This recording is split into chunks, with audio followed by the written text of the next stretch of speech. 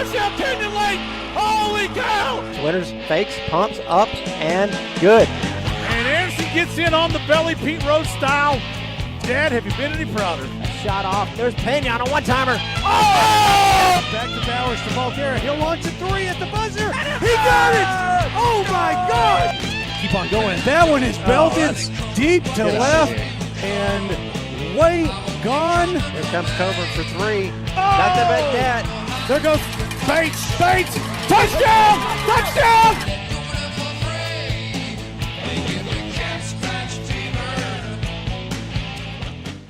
Welcome, everybody. This is Friday Night Lights back here at Canyon Lake, Texas, as week number 3 rolls upon the great state of Texas for high school football. And welcome, everybody. We're Canyon Lake Broadcasting, Voice of the Hawks, coming to you live, and we appreciate you joining us here tonight.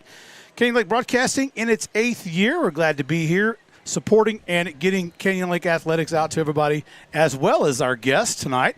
We'll be playing the town of Boerne champion. We've got a lot of viewers on the vine tonight, as they say. So we welcome you guys, too, here to Canyon Lake for our matchup from last year, where the Chargers walked away with a 7-point win in a kind of a shootout, a lot of yardage. We'll go over all those things tonight. We want to thank y'all for joining us tonight and being here on what everybody in Texas loves to do on a Friday night, just about to get on the Friday Night Lights. Just as the temperature goes down a little bit. It's a nice, cool evening. It's going to be a nice, cool evening. It is. It's going to cool off. Well, yeah. Okay. I talked to Ed Brandon, and he said we were in for at least another day or two. Yeah. Well, I had breakfast this morning with Bill Taylor. Oh, did you? And Bill Taylor said it's going to be a hot one. It's going to be a hot one. I went for another 2 days, and then it's going to start to break. See, I just said Ed Brandon said.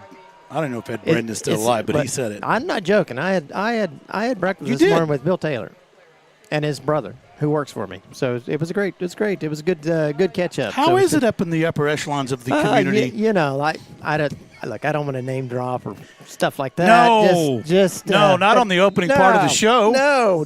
Just saying. Just saying. Yeah. Well, anyway, I'm Corey Martell, your play-by-play for the people from Boerne out there. Darren is our producer, and apparently high-to-do socialite in the greater Comal County. And Bear. And Bear County. Kendall County. And yes, over Gillespie. there. Can we go for Gillesppe? Where's Riel? Where's Helotes at? Helotes, that's in Bandera. Bandera County as well. Big man. And Bear big time. I got Big time. contacts. Anyway, this is our shot here. We thank y'all for joining us. I'm Corey. This is Darren over here, the big mouth. Over to the middle here, y'all see is Connor Cummings. She is the vice president of the Canyon Lake Broadcasting Club. Glad to have her. She'll be selecting the shots tonight for tonight's game. She's pretty good at what she does. Last year, she couldn't spell football, tell you anything about it. Now she's in here with us. She's an expert now. She's an expert. Yeah, yes. she knows. She's been signed off. OSHA certified. She knows the peanut play. She knows them all. She knows the peanut play. She knows exactly what to expect. She's been ISO 9001 certified. That's correct. That's what we do to our kids out here, folks. Since y'all from Boerne people are going, oh, my God, we've got hillbillies tonight. Well, maybe, but no. Well, behind me, there he is. LJ Anderson, our color commentator, He'll be giving us some 411 on Boerne. He'll be taking over the Boerne stats, football players, and a little did you know facts that you may not know about your hometown. He's been able to find things that you don't know about your hometown team, coach, the woman who delivers the pizza in the morning with the hairnet on, anything. And I got a wing dinger today. I was so enthralled. I stayed up for another hour and a half studying all this.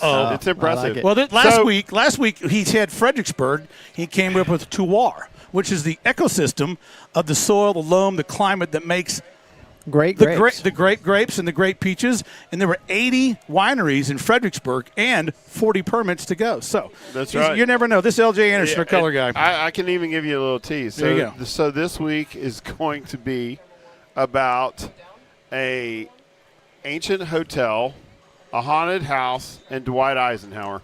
Okay. Wow. History. I love history. You're going to learn something here today. I went at Trivia Pursuit a lot. Yep. And a German poet. Well, we thank y'all for joining us here tonight on our most unorthodox entry for our game. Usually we're real smooth and professional. But, no, this is our 368 broadcast in 8 years. We're glad to be here. Marco Oberholzer is a principal here at Canyon Lake High School. Our Dr. Chapman is our superintendent at Comal ISD. Got a big game matchup. We were going to have some people, but there's a matchup between Piper Ranch and Davenport, and most of the county has gone over there. Boerne has come across the counties to come play us here in our house. Last year, like I said, first time we met, champion ended up winning the game by 6-7 points. So I have the scores around here somewhere. We'll get that in a minute. We got a lot to talk about. We got a lot to talk about. We do. We got a lot of giveaways tonight too. And part of the giveaway program here at Canyon Lake High School or Canyon Lake Broadcast is we give away probably $1,000 worth of stuff every night. It is good stuff. It's not too cheesy. It's good things. It is, really is. So long story short. We're glad to have you all on the Vine Night. Tell everybody we're on the air and that we will get going here shortly. But we're gonna take a few breaks here and there and do some commercials. But we're glad we're here. District 13, region number 4, 4A, that's Canyon Lake. And out of district number 12, region 3, 5A, division 1 is Boerne Champion. Got a lot of stuff to talk about on the Boerne Champion football team. Yes, LJ will get that in a minute. I'll cover some of the Canyon Lake stuff and a little folklore, and then we'll go to a little historical facts and did you knows. We'll get going here shortly anyway. So we're going to be right back. Don't go anywhere. Pay some sponsorship breaks, and football is Friday Night Lights. Be right back. Welcome to Mystic Quarry, a modern glamping and RV resort located near the Guadalupe River and Canyon Lake in the heart of the Texas Hill Country. Mystic Quarry Resort is designed for those who camp and those who don't, where camping is a style you get to choose yourself. Whether that's a tiny house, boho teepee, safari lodge, cabin, RV site, or tent site. Though our camping styles may differ, we believe that we're all the same in our love of the earth, water, fire, sun, and the night sky. Mystic Quarry. Seek a higher campground. When it comes to buying or selling your home or land, Sunrise Realty Group is your team. Kim Gray, Angie Rowe, and Michaela Rios are Sunrise Realty Group with Keller Williams Heritage Hill Country. We have a proven track record of getting results for our clients, and we'd be honored to be your real estate agents. Our mission is to humbly serve our community by being helpful, honest, and hardworking agents who strive to provide the best service in the Canyon Lake area and honor God in all we do. We are Canyon Lake residents, Young Life supporters, and CLHS parents. Go Hawks, go! Hey, this is Stephanie at Good Life Pharmacy. If you have not had a chance yet, stop on by our pharmacy and come meet our team. We are open Monday through Friday from 9 to 6 and Saturdays 9 to 2. Come check out our website at www.goodlifefarm.com. We also even have an app that you can use on your smartphones to help manage your refills and requests. You can even text us through the app and we can respond quickly to your questions and concerns. Again, stop on by when you get a chance or give us a call at 830-214-2920. Thank you so much and take care. Hey, this is Corey with Canyon Lake Broadcasting, here to tell you about Homestead Roofing, family owned and operated by Travis Macha, where safety, quality, integrity is still in the game, serving Central Texas, Canyon Lake, and beyond. To get a free estimate, give them a call at 830-515-7862. That's 830-515-7862, or look them up at homesteadroofingcontractors.com. Voted the best by the Herald Zeitung here in Comal County.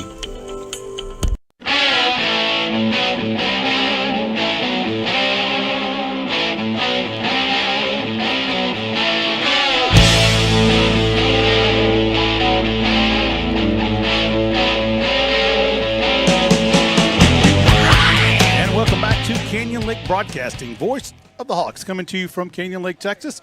Beautiful town in the Hill Country. Welcome everybody here tonight from the town of Boerne as well. Boerne Champion. The Chargers are in town to take on Canyon Lake on their home turf, and we're glad to be here for you. So thank you all. I've got a lot of parents people online already. The QA monitor for tonight is the president of the Canyon Lake Broadcasting Club here at Canyon Lake High School, and that is Evelyn Stevens. She'll be commenting on the YouTube window. So if you've got a comment or shout out where you're from, what you're doing, who you're backing, let her know. She'll get it over to us, and we'll give you a little shout out. Can't get everybody, but we'll do our best to do what we do. Well, last year Canyon Lake visited Boerne Champion and got into the Boerne Stadium and lost by 6 or 7 points, and LJ is going to go over that. And it's a second year.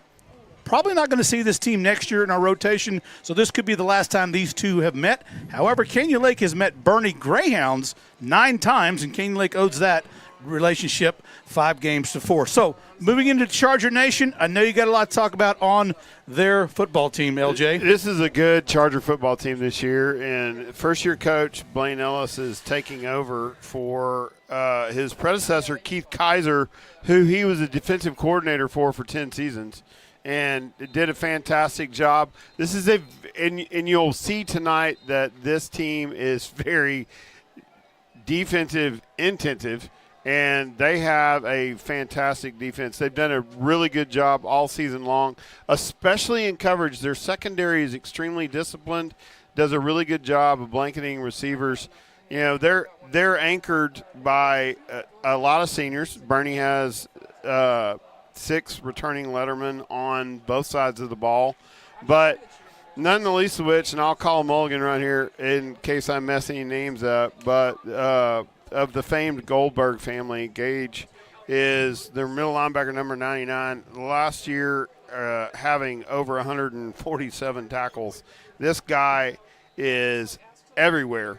Or 77 tackles. He is everywhere. They have Evan Cool, who has 129 tackles, and Sawyer Boley, who is a senior this year, but we didn't see him a lot on offense. He is a two-way player, a very strong, tall, strong safety, and has been all over the field. Boerne comes in tonight with 2 wins, and the last one being a barn burner against Eagle Pass. The difference in the game being 2 missed extra points by Eagle Pass. Boerne actually had 1 missed extra point, and the margin of victory was 27-26. Last year, Boerne came in like a house of fire, and we spotted them 31 points going into the half at 31-6. This year, hoping to have a better outcome, and starting a little bit earlier, Canyon Lake rallied at the end of the game, and if you will recall, were it not for just almost an onside kick reception, had the opportunity to maybe go in and tie it. Hunter Anderson was at the helm that night and probably had one of his best offensive quarterback throwing nights with 229 yards, and they mounted a great comeback with 23 points in the last quarter. But tonight, again, you can expect that this battle is going to be decided by the defenses and a very experienced defense. Boerne comes in with their 2 offensive players, their stalwarts, the quarterback, Jordan Ballin. Last year, 2,005 yards passing, 369 yards rushing. He had 32 total TDs, 5 by the feet, and 27 by the pass.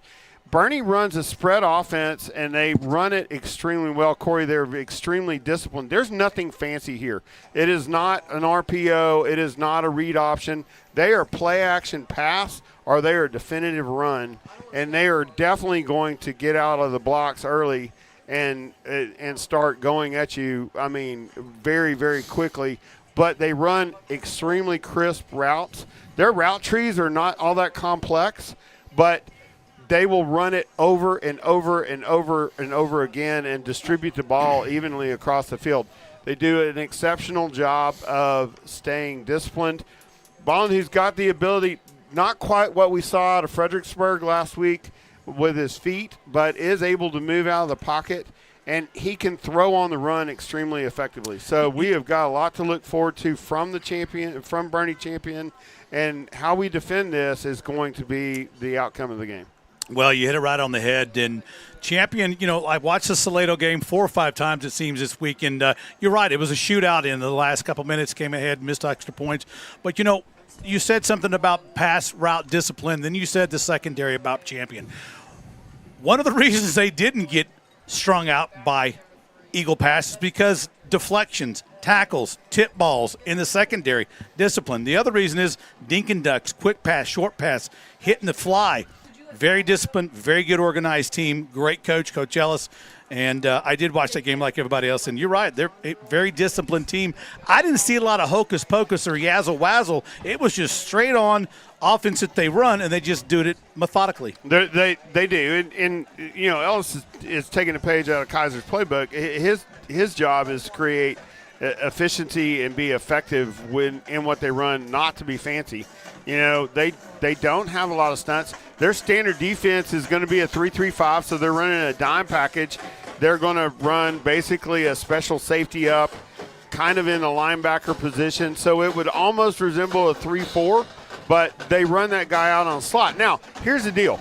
We all know against the slot T that everybody is going to come out trying to defend that a little bit different. You can expect tonight, and we saw it last year, it's going to be 8 men in a box. They're going to have 5 guys on the line of scrimmage, so they're going to pull 2 linebackers up to the line of scrimmage. They're going to pull that safety up into a linebacker spot. So you'll see an 80 front, most likely with a 3-wide type of safety where they're going to split the field into thirds and run a zone on offense. However, one of the things that was really special last week that we saw against Fredericksburg is our quarterback's ability to connect in very tight spots. Crowder did a really good job of distributing the ball, but not only that, he threw outs, he threw places that there was only one place to catch the ball. He did a really good job of connecting and getting in sync with Harris Gilliam, and so I think that is going to be the way that we may find a way through this Boerne defense. Well, Boerne has had some has get a little give and go on the slot tee. The town of Boerne, I know Boerne Greyhounds have. And the Chargers last time, you said we spotted them. We spotted them 31 points at halftime. We came roaring back, and a lot to do with the slot tee. We had like 661 yards in that game last year. But they jumped out so quick and so fast. It's just hard to overcome that. And a lot of those people back like Ballin, they're back, and they're much better than they were in their 4-6 year last year. And it's going to be trying for the Canyon Lake defense. They really will. They've got a lot of discipline, and I go back to what you said. They're just so disciplined. I can't get off that word. They really are, and you saw that in both games against the Laredo team, and then again against Eagle Pass. They never. The other thing that was kind of impressive is they never changed their game plan, but they never got out of their game plan. Yeah. So in tight spots, and they were behind against Eagle Pass for most of the game. They were. They did an exceptional job of just staying, true to their game plan and running their route trees, running them extremely efficiently, and doing a fine job of distributing the ball. They get out in space. Now, special teams could be another factor tonight, Corey, and that is, primarily because extra points became the deciding factor in last week's game. Did. Boerne was unable to convert on one and it put them in a tight spot. Eagle Pass was unable to convert on 2, primarily because of pressure off of the line of scrimmage. Now, the one thing that I've noted also is that, and this has been kind of well documented, that the most improvement that you see in a football team is between games 1 and 3. And where you see the most improvement typically is on the offensive line. In last week's game against Fredericksburg, we saw a very inexperienced offensive line from Canyon Lake that hadn't really played together. They have to form their own communication because they haven't really been live. Really, really improve. I mean, dramatically improve. We didn't talk about them a lot last week, but my God, they made the difference in that game last week in allowing people to scamper for a lot of yards, and keeping Crowder, giving him the time to distribute the football. Well, and Boerne, on the other hand, has all of their offensive line except for one back on the edge, and they come in experienced, and so you can expect them to already be in midseason form tonight as they step onto the field. Well, they're going to need to be to take care of the Chargers from Boerne. Well, look, and we're going to take another break real quick. We're going to come back and do a little bit more. We're going to talk about Canyon Lake football just a little bit. Then we'll go to another break and get some other people in here. But we haven't finished about Boerne, and can't wait to hear what LJ has to say about his little factoids about the town of Boerne itself. We'll be right back. Lately, we've all experienced more inside our home, and our homes have experienced more of us. More dishwashing, more clothes washing, and more action figure rescue missions. And after 50 years of rescues, Mr. Reuter Plumbing Service Professionals are equipped to handle anything. We are your neighbor. You can call anytime, and we'll be there, because we've been here all along. We are Brookshire Brothers, selling groceries and growing communities since 1921. Giving back is how we celebrate. Your family, your town, your future.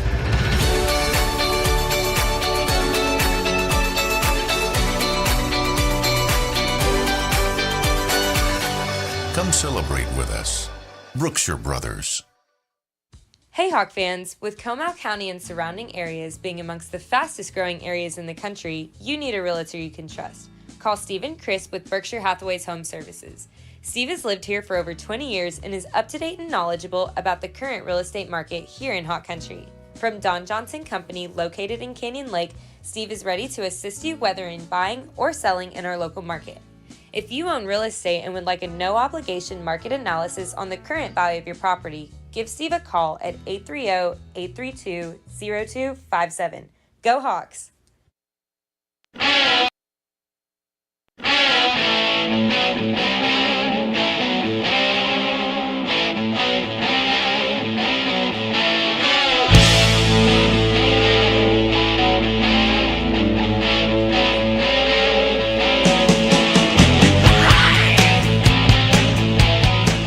And we're back to Canyon Lake Broadcasting, Voice of the Hawks, coming to you from Canyon Lake, Texas, as they welcome the Boerne champion Chargers here for round 2 of their matchups. Well, we thank you everybody joined us here tonight, and we've got a big crowd coming from Boerne. They're going to fill the stands. They are Division 5A1, and they have a little over 2,000 kids in their high school.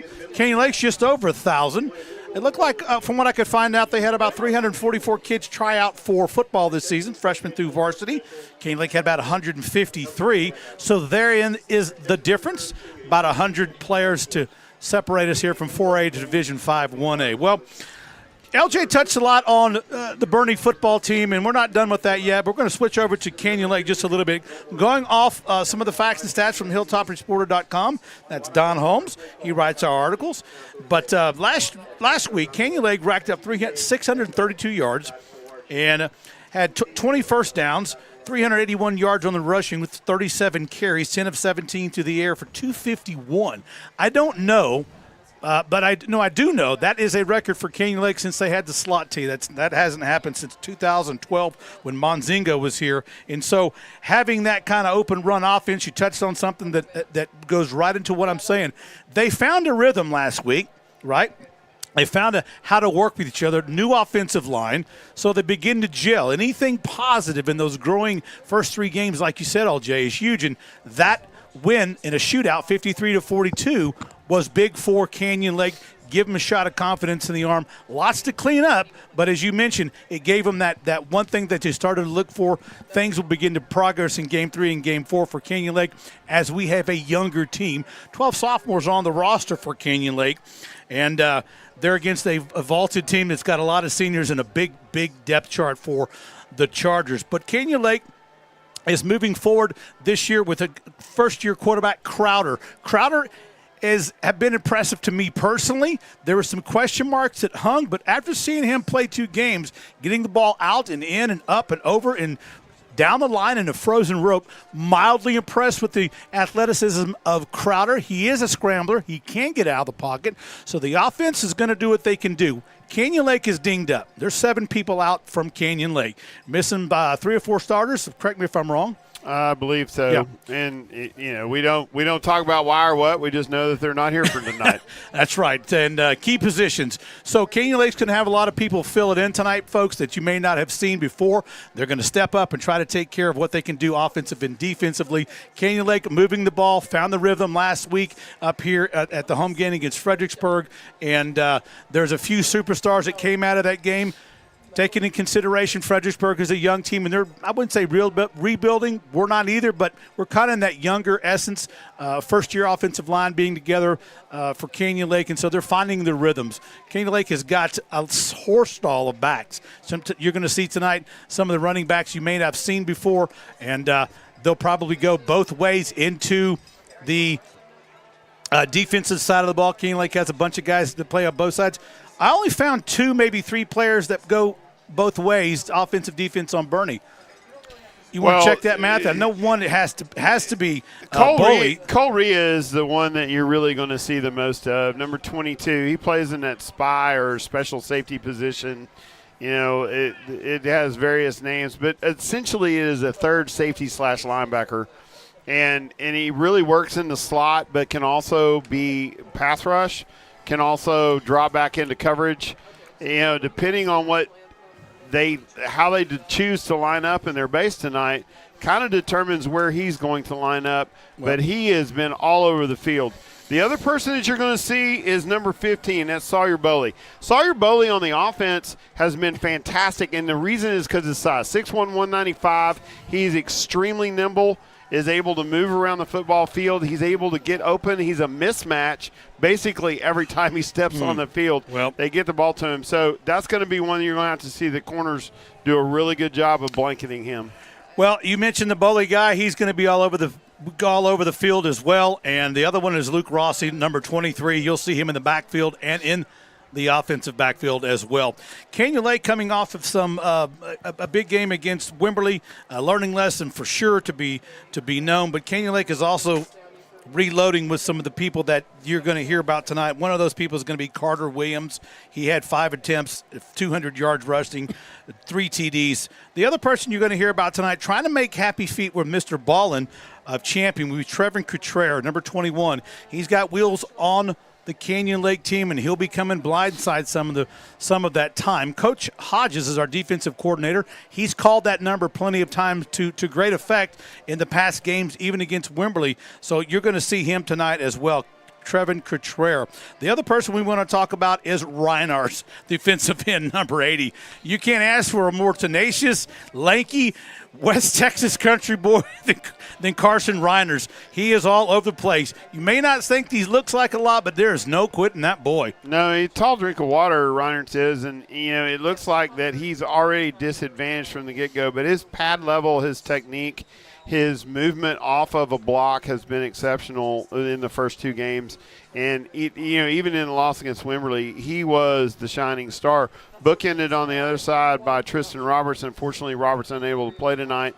But you can bet that that particular edge, if they've got, the blind side on Contreras and they use him in a lot of pass rush or a lot of blitz, and then using Reinhardt on the other side, if they can get to Boerne's quarterback, he has shown the tendency to try to get out of the pocket too quick and move out of, kind of start running before his coverage is really, or before his pass routes really develop. Well, some of the people you won't see tonight will be, like you said, Mr. Roberts. He'll be out tonight. And it'd be interesting who they see to bring at the other defensive end.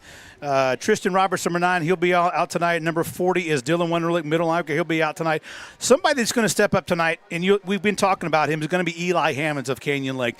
Eli Hammonds is a number 33. He's a sophomore. You wouldn't look at him and thought he would think he's a sophomore, but he has done a lot this year. We've called his name plenty of times against Wimberley and Fredericksburg, and a lot of people have come up to me during the last couple of weeks. Where did that Hammonds guy go to? And I said, he's going to be everywhere. You watch him tonight. Caden Rodriguez will be in backfield taking a couple of snaps. The main running back that is absent, which Caden Rodriguez will be taking the place up tonight, is Garza. Garza is our meat potatoes guy. He's a 3.5 yards to the slot T offense 3 times, and he is out with an injury. Undetermined when he'll be back, but he'll be taking a sabbatical for a while. They'll stick in Ty Badger along with number 19, Justin Abbott, the senior. So look to have Caden Rodriguez and Justin Abbott to fill that spot in tonight. Well, one of the other unknowns that we don't know is going to be number 56, or we do know is going to be Isaiah Uresti, a real big happy spot for Canyon Lake defense. Has been. He has shown up well, and really, all of these kids are maturing in the process. But his ability to move to the football has been exceptional. When you see the football, you see Uresti often, and while he may not be the source of the takedown, he is most definitely causing somebody else with backside pursuit to catch up and make the play. Another person you're going to see for Canyon Lake, we talked about the record number of yards throwing the ball last week against Fredericksburg. Maybe that's a new venue that Canyon Lake will take a look at. Last week we had several receivers with fantastic catch and run opportunities to put points on the board. Somebody else that we don't hear a lot about or haven't over the years because he's new is Harris Gilliam. Harris Gilliam and the quarterback Crowder have gotten together and pieced together some great timing, little chemistry working out. Look for those guys to work together tonight. Gilliam's done a really good job of finding a way to create a spot for Crowder to place the ball, and Crowder has done a really good job of delivering that to that spot. I mean, the accuracy between the two of them has demonstrated to be a difference maker, and it was, the cause of 250 yards in receptions last week. So you can look that they're going to kind of stick to that recipe and try that. They're going to have to pull all the stops out against this Boerne Charger defense. These guys are extremely talented, and you can expect pass rush, good coverage, staying in position, good technique all the way around. They're just extremely effective. Well, that's going to be some of the things we'll talk about the Canyon Lake football team. We're going to go to another commercial break and pay our sponsors. Without our sponsors, we would probably be nowhere. But we'll talk about Triple Peak Automotive. Then they just donated one of our sponsors to the Broadcasting Club, the Student Fund. But we'll cover those items in a little while. Right now, we'll take a commercial break. We'll be right back. Land isn't just made for working. It's made for experiencing, too. Whether you're a hunter, a fisherman, four-wheeler, or wildlife lover, there's a piece of Texas waiting for you. The rural lifestyle was the life you were meant to live. At Capital Farm Credit, we're here to help you finance that reality with flexible terms and interest rates. Who knew it could be that possible to own a piece of land in Texas? Visit CapitalFarmCredit.com to apply today. Hello, this is Darren with Canyon Lake Broadcasting. If you want great Italian food, look no further than Italian Garden in the Hancock Center. They've been a mainstay in Canyon Lake for many years, and their longevity speaks to the quality of the food and service you'll receive at Canyon Lake's hometown restaurant. They're open 7 days a week, providing the very best in Italian fare. So come on in and enjoy a slice of Italian life at Italian Garden Restaurant. Hey Hawk fans, have you been wanting a new deck, outdoor kitchen, or a new addition to your home? What about getting your new home build started or a fence built? Then give Mike a call with Hill Country Construction and Framing, and he can help make those dreams a reality. He also has plenty of references for your peace of mind. Call today at 210-347-3436. That's 210-347-3436. Go Hawks! Hi there, Hawk fans. This is David and Melissa Salcedo coming to you from Meemaw's Tacos. It's our favorite time of the year again, and here at Meemaw's we love supporting our Hawk athletics. Whether cheering them on the field or court, or feeding their muscles at the shop. We're open 7 days a week, serving breakfast and lunch. Whether you're looking for a simple taco like a bean and cheese, or a crazy fat taco with everything on it, we've got it. We also serve lunch plates ranging from crispy tacos and enchiladas to flautas and nachos. Not to mention our ever so popular Frito Bandito and our big burrito, the Swamp Chicken. David and I would like to thank the Canyon Lake community for your continued support of our business, and we are proud to be celebrating our 3-year anniversary on September 4th. Thanks, Canyon Lake. So come early, be loud, and stay late, Hawk fans. The Slot T Mafia is hunting for dinner. And be sure to listen for Martelli to give away Meemaw's Tacos gift cards throughout the broadcast. Go Hawks!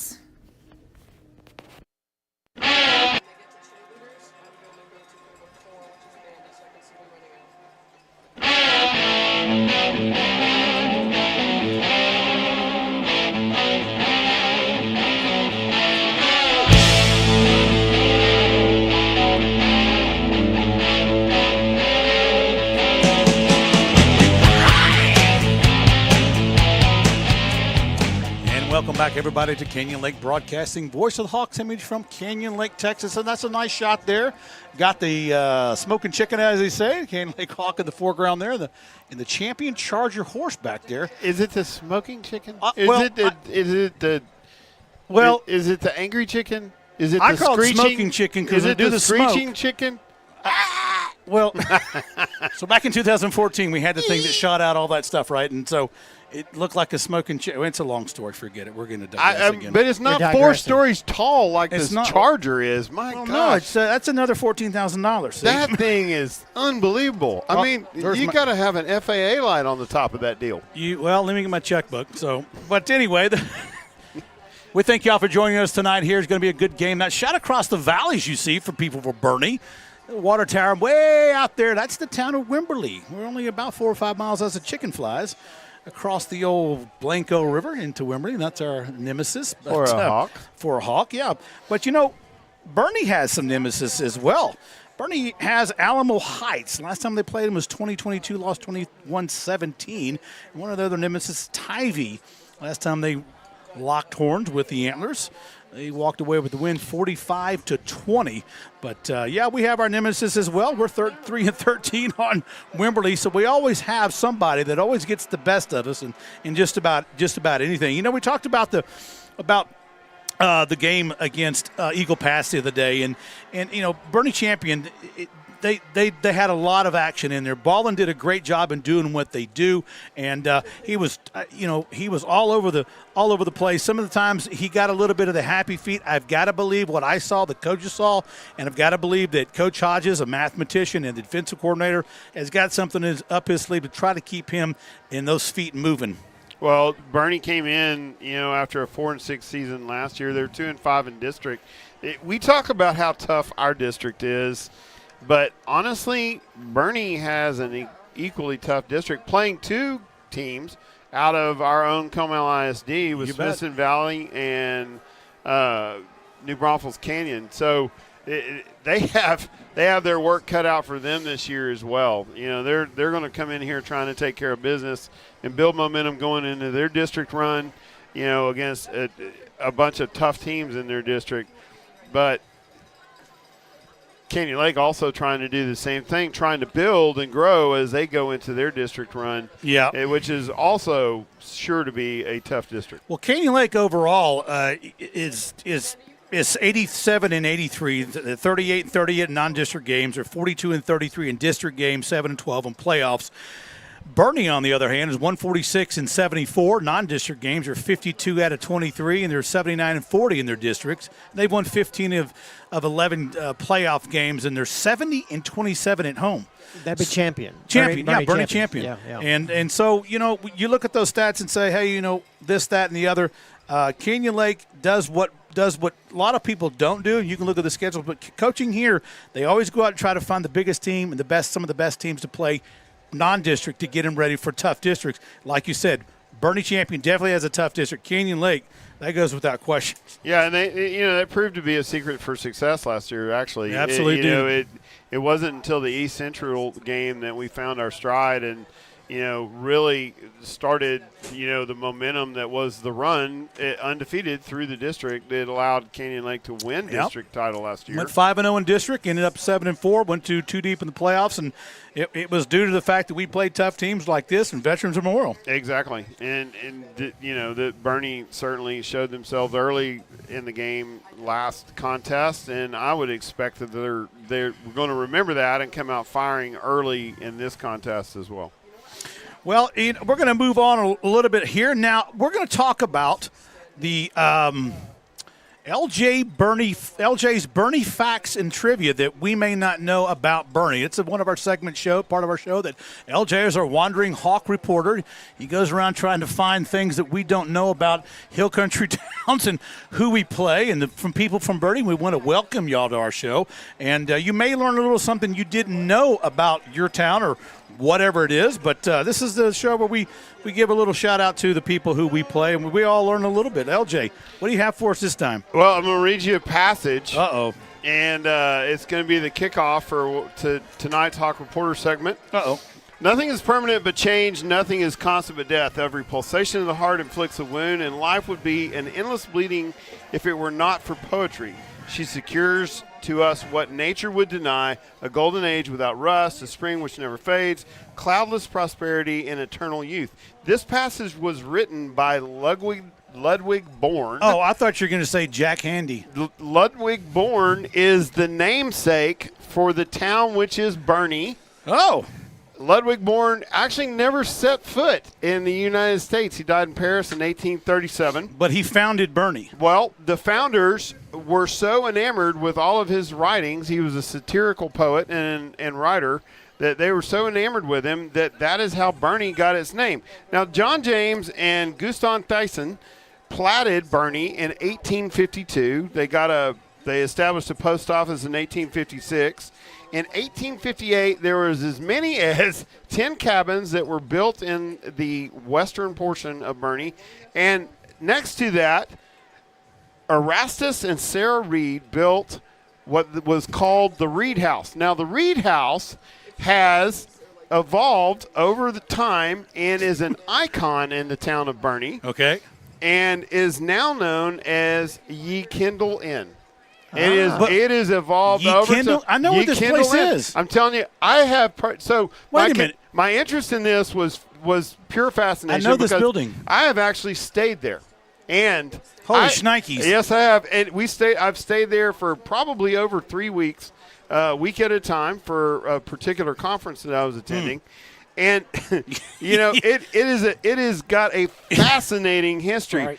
It was it was bought and sold, and it was in 1909 that it became Ye Kindle Inn, which is the same year that they established the very first Boerne ISD. Now, that's a long time ago. The Ye Kindle Inn has a fascinating history of itself, but most notorious about Here it goes. is that We have a drum roll. There are 2 rooms that are that are haunted. I knew it. Oh, like they're haunted. You stayed there. As is in the main room. Did now, you stay there? It gets better. If you stayed there, I have stayed I'm there. moving over here next to Darren because I believe in voodoo. So there are 2 rooms, one of which is the Victoria room. Uh-oh. I had the pleasure of staying in the Victoria room, and the reason why people claim that it is haunted is a couple of things. First of all, the ghosts that occupy the Ye Kindle Inn are the very own Erastus and Sarah Reed. See, I was going to get back the to Reed that. family are What a name. I like to the name Erastus. Still inhabit the Ye Kindle Inn. And Why is he so angry? One of the paranormal activities is that in the Victoria room, they have a clawfoot tub, of which I have fallen out of 3 times. Oh, the old Kindle face down. And it fills itself at night. Oh, okay. With what? Beer? And water. Oh. No, I mean, it just automatically fills itself. Just drawing a bath for Folks, Hey, somebody's getting baptized every Saturday night. I can tell you with 100. Rastus. I can tell you with 100%. I'm going to name my dog Rastus. I can tell you with 100% affirmation that happened to me. I lived in a haunted room. I'm telling you, you could feel a presence. And when I got up that morning, there was water in that tub. I called maintenance and I said, "Hey, we got a problem up here." I said, "The water in the tub is filling up by itself."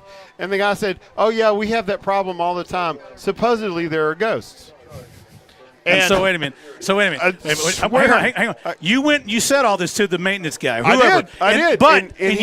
But you stayed in the room after that. Of course I did. See, I wanted to meet these people, but I thought it was fascinating. So I'm getting on my Vespa, and I'm leaving. Not only is it I don't have a Vespa. State historical marker, but it also has a national historical marker.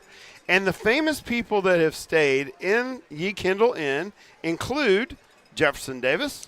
Yes. Robert E. Lee. Yes. Dwight D. Eisenhower. It's getting better. And your very own L.J. Anderson. So he's over here with the Weatherman, an upscale Canyon Lake community. You've already included yourself into the upper echelons of Texas history. Yep. And I'm just a poor Italian immigrant in the middle. Well, he is hanging out with Rastus Reed. There is so much more to learn about Ye Kindle Inn, and I'm not doing an advertisement, and I want to tell you that is one of the finer places that I've ever stayed. They do a great job there. It was recently remodeled. It now has 34 rooms, and they have fantastic cuisine, excellent accommodations. They really did a good job. So I wanted to tell them how much I appreciated them then and again now. But the history behind that place is epic. And so for those that are from Boerne that did not know this story, I hope you enjoyed it. So for all you witch hunters, you want to go stay at Ye Kindle Inn. In the Victoria room. And get your bath drawn. Get that bath drawn. Exactly right. I want to see you go with that little gizmo like on Ghostbusters. Yeah. Then when it gets near, it flares. You got all the lights. Yeah. That's LJ. Do y'all realize how much digging one has to do in order to find out that it ties back to me? Actually, are you? He's with Jefferson Davis and Dwight Ike. Well, I just want to know. Did you say he put his name in there? Whether he's going to write off his expenses staying Yes. there at the Yale Kendall Inn. Because he said research. Research. Yeah, research. Oh, yes. Research. 62 to happen to cents a mile. Oh, anyway, I wanted y'all to know that. Well, I thought it was fun. There you go, Bernie. Something you may or may not know about your town. Moving along, because we're running out of time, we've got what we do is a Canyon Lake player. We pick a Canyon Lake player every game, and we talk a little bit about that player and the things that he does extra that people may not know. Who is it this week? Well, I'm going to surprise you because this week it is a she, and she is not only the one and the only Cadence Patterson. I'm going to tell you a little bit about Cadence before we get started talking about all of her accolades. Great choice. Cadence runs track. She is also in cross country. But of all of the individuals that I have met here at Canyon Lake, I would put her in the top 5 of work ethic of anybody that I have ever met in my life. She literally pours herself into her craft, which is running. And she is exceptional at it. But not only is she exceptional at her craft and her athleticism, but she is also a top individual and a top student. She is sitting number 1 in her class. She is 2-time state qualifier for the cross country. And last year, she was a track qualifier in the mile. She did something interesting this year, and I thought this was fascinating. This is the type of effort that is just, remarkable. She trained at Adams State, and Adams State. That's in Colorado. That's right. She went up to the high altitude so that she could train and increase her lung capacity. That's where my son has run track at Adams State. It's a nice place. And that is the type of dedication that you can find all over Canyon Lake, but certainly she is our outstanding or remarkable student of the week. We're going to do this every week. We'll find one student at Canyon Lake that we want to highlight. We haven't figured out what to call this segment yet, but we'll come up with a good name for it. We're working on it hard. We're working on it today. Last year, Cadence was the Canyon Lake High School Female Athlete of the Year, and our hats off to Cadence and her family. Paul Patterson, who is the 4 sisters. Yeah, I believe so. And Indeed. Paul, who is the vice president of the Booster Club this year. Yeah. Those folks doing a great job. But anyway, Cadence, we appreciate you. Thank you for all the hard work and representing Canyon Lake. Great choice, LJ. Caden Patterson, Darren, and I, and you go to North Shore United Methodist Church, one of our sponsors. We watch the Patterson girls grow up. There's 5 of them, and I'll tell you what, just 4. I'm sorry, and they're all great. They're all great. We've had a couple graduate with your daughters. Yep, Cameron, close friend of my daughter's. She's over at U of H. She's a Cougar, so having a good junior year, starting her junior year. So hats off to her for the work she's doing. Well, good. Grandpa Bill's listening there in Columbus, Mississippi. Grandpa Bill, got him a shout out and got his peanuts going, popcorn, whatever you got going over there. Oh, yeah. He's the number 1 fan. Got the lounger up, I'm thinking. Lounger. He is. He's kicked back. He's laughing right now. Well, something else I want to mention real quick is our chain crew. Bernie, not a lot of people mentioned their chain crew, but our chain crew is we don't think they're special. They are special. Oh, they're very special. Legendary. Jimmy Adams is our seasoned senior citizens over there. Jimmy Adams, Steve Yates, Howard St. John, and Don Blair. Listen, folks, there's been some Big 12. There have been some other high-end college officiating in this field, and they have been given the clip on the chain from these different officiating crews on how good they are and when they do the game. Now, these guys aren't 28. They're not 35. They're not 48. They're not 58. They're not 68. They're digging into the 70s. And let me tell you what, they go up and down this field better than the referees who do the game. And they are a heck of a group. We're really proud of them. And Darren, I'm sure, has a shot of those guys somewhere, but that's who we want to give a shout out to tonight. On the YouTube channel, Evelyn Stevens, as I mentioned earlier, she's given the commentations over there. So if you have a comment to the YouTube, do it right over there. Evelyn Stevens, president of the Canyon Lake Broadcasting Club students. She'll be good to chat back and tell her where you're from, who you're rooting for, and stuff like that. And we'll get the information and give you a shout out on the Vine as well. I know we got a lot of Bernie people out there. And the last thing I'm going to say before we get going, we're running out of time here, but we got a lot of giveaways tonight. Here's the giveaway list, folks. Listen up. For you people out in Boerne, we're giving away Sunrise Realty, 25 gift card to Roberts on the Lake, Mima's Tacos, and those are two $8 gift certificates. May not seem a lot, but around here, the Mima's Tacos gold. Invaluable. Yeah, invaluable as the Chargers come up on the field.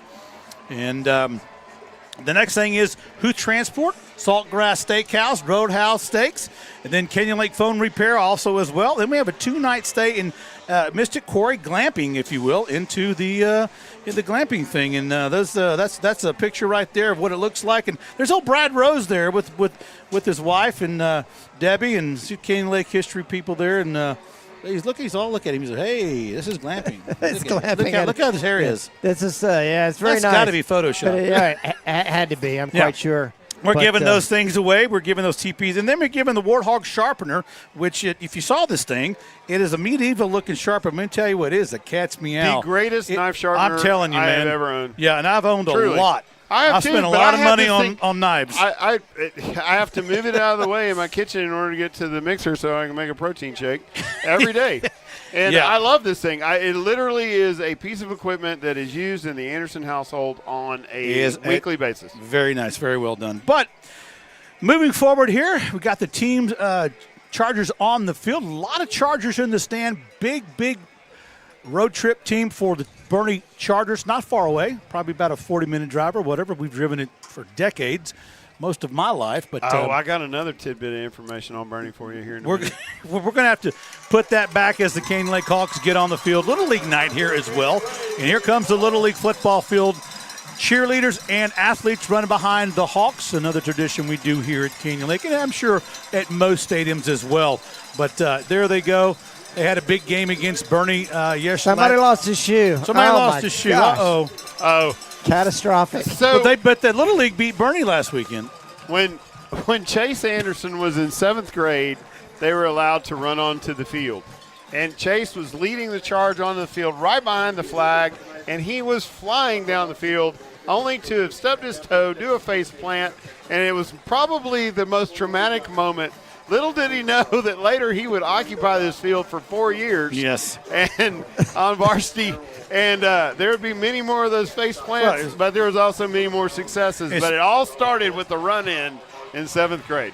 Well, it's because Anastasis, all that bathwater thing. Oh, he was out there. Yeah, it was great. I tell you, I like the kid that went back to get his shoe and then ran upstream into the line. It was pretty good. That's brave. It was brave. That's brave. Had a little bit of a head-on collision there, but it was a thing of beauty. Love to see those kids out there. Yeah. Well, we thank y'all for joining us here tonight, everybody from Boerne.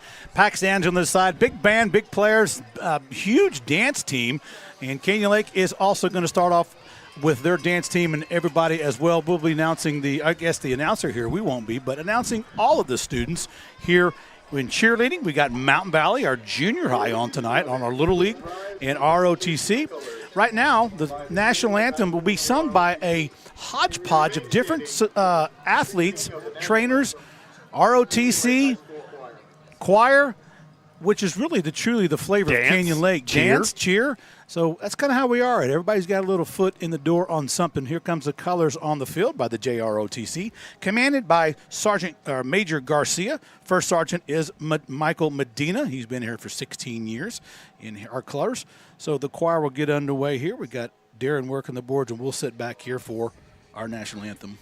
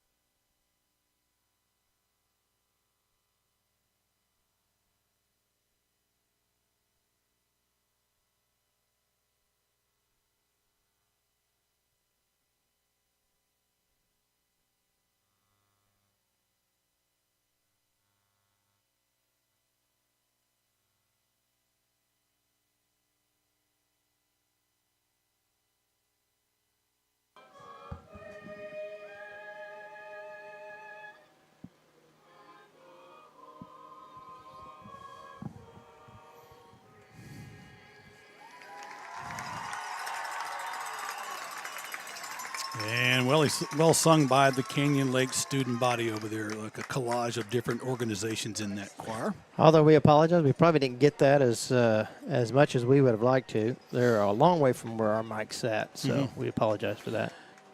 Well, we're doing the best we can. With what we got, yeah. So that being said, got some Boerne coaches looking for their booth. It's down far to the right down there, Coach. Trying to get that coach over there as the colors leave the field. Thank you, Boerne, for joining us out there tonight. We're glad to bring you this show. It's going to be a good game tonight. Temperatures already dropped quite a bit once that sun hits the horizon and gets the bleachers to cast a shadow upon the field, and Friday night lights are underway. Well, Darren, LJ, good to be back in the box again. Next week we'll be on the road to San Antonio Veterans Memorial. And we won't come back here for homecoming against East Central, and then non-district will be over. It will be. It'll be here before we know it. Got a great game tonight. Looking forward to this one. Going to be a little warm, though. Temperatures are going to be a factor, I think, as the heat. I don't see it relenting much until we get well into the second half. Yeah. No, and the turf heats up a lot and retains heat a lot longer than people expect. That turf is warm tonight, folks. Warm. Well, the team captains for tonight's game coming out on the field will be number 12, Crowder. Number 52 will be Anderson. Number 0 will be Harris Gilliam. Number 75, Stevens. On the far side of the field, your team captain's going to be, I can't see that. It's got to be number 44 out there as well. Number 44 is going to be Patrick Price. And it's hard to see number 7 out there as well as Evan Kuhl. And 13, I believe, as far as Caleb Krause is your team captain. 54 as well as Ethan Stanley. He is the senior as well, all seniors out there. But it's number 7, Evan Kuhl. It's sad to see him not going to be playing tonight. I watched some film on him, and he's been fantastic for Boerne, in a lot of different situations. So it is sad that he's not going to be able to show up on the field tonight. Yeah. Well, tonight's a coin toss. We got 4 captains on each side. Canyon Lake usually gets the coin if they win. They usually defer. Last week they did not, and got down the field quick on one play touchdown against Fredericksburg. Looks like Boerne has won the toss, and they're talking to Crowder about which end he might want to defer to and defend. But good crowd here tonight. Real big crowd. Exceptional crowd. But teams in this close proximity, they can travel well. But Boerne Champion does a really good job of traveling. Anyway, they have a armada of fans, and they support their team. Well, Boerne will be receiving the ball. Canyon Lake will kick off from the south end zone. And we're almost underway. So it's good to have everybody here tonight. The other team captain we couldn't see, you get with those big guys down there, Sutter Clemens, number 90. We just couldn't see him, folks. We apologize for that, doing the best we can. But we'll be glad to bring you tonight's activities. Now, it'd be interesting to see who they come in with for Clemens. Clemens doing a good job in the first 2 games, anchoring that front 3. Playing on the strong side, and he has been a force. He wreaked a lot of havoc against Eagle Pass. That'll be a spot to watch as this game unfolds. Well, somebody you're going to hear a lot on the Canyon Lakes are from Boerne. You're going to hear a lot that Canyon Lake doesn't know, and that's Gage Goldberg, number 99. Touched on that a little earlier. He's all over the place, and he's going to have a heyday if he's got his groove on, and he's hard not to have his groove on. Gage does a really good job of filling in a lot of different spots. He lines up in the middle linebacker spot, but they're going to put him in a 5 technique and a 7 technique, put him out on the edge. They move him around to disguise where he is, knowing that people are going to try to key on him. So 99 is going to be a presence in their defense. You just need to try to seek out where he's going to be. Well, back deep for the Chargers is going to be number 16, Jackson Fancher. I think that's the number. I'm sorry, number 50. And I thought about that. Sawyer Boley. Yeah. You'll hear his name tonight, as well as number 22, Serber. Serber will take it about the 18-yard line. He'll cut across to about the 25, and that's where he'll be down. Number 33, Eli Hammonds. We talked about him in the pregame, that you're going to see him step up tonight, or the coaches are looking for him to step up tonight. He's a sophomore, but plays like he's a He's a vaunted senior. So he does play bigger in his size. He's aggressive to the ball. Last week we saw Michael Anderson in the other linebacker spot do an exceptional job. And our answer is on the field. Ryder Hopper, who is the backup quarterback, will be at the other bookend on defensive end. So Ballin will be in the shotgun for most of all the game. We're going to spread offense there. Ballin in the backfield. He's going to hand it off right up to the middle. And Canyon Lake getting gouged on the first play, but tackled on the far side by number 56, I believe, Uresti.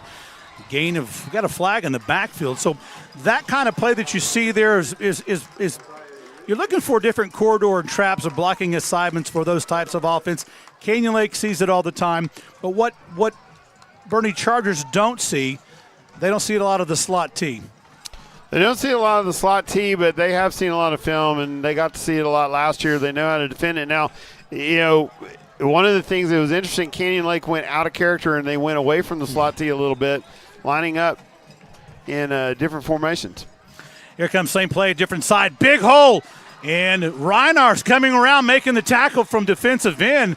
And number 22, the carrier, getting all kinds. That's Cole Rhea. Number 22, get to know his name a lot tonight as they go out into a up-tempo offense, trying to catch Canyon Lake off. And Ryder Hopper, not too familiar with the defense, coming in.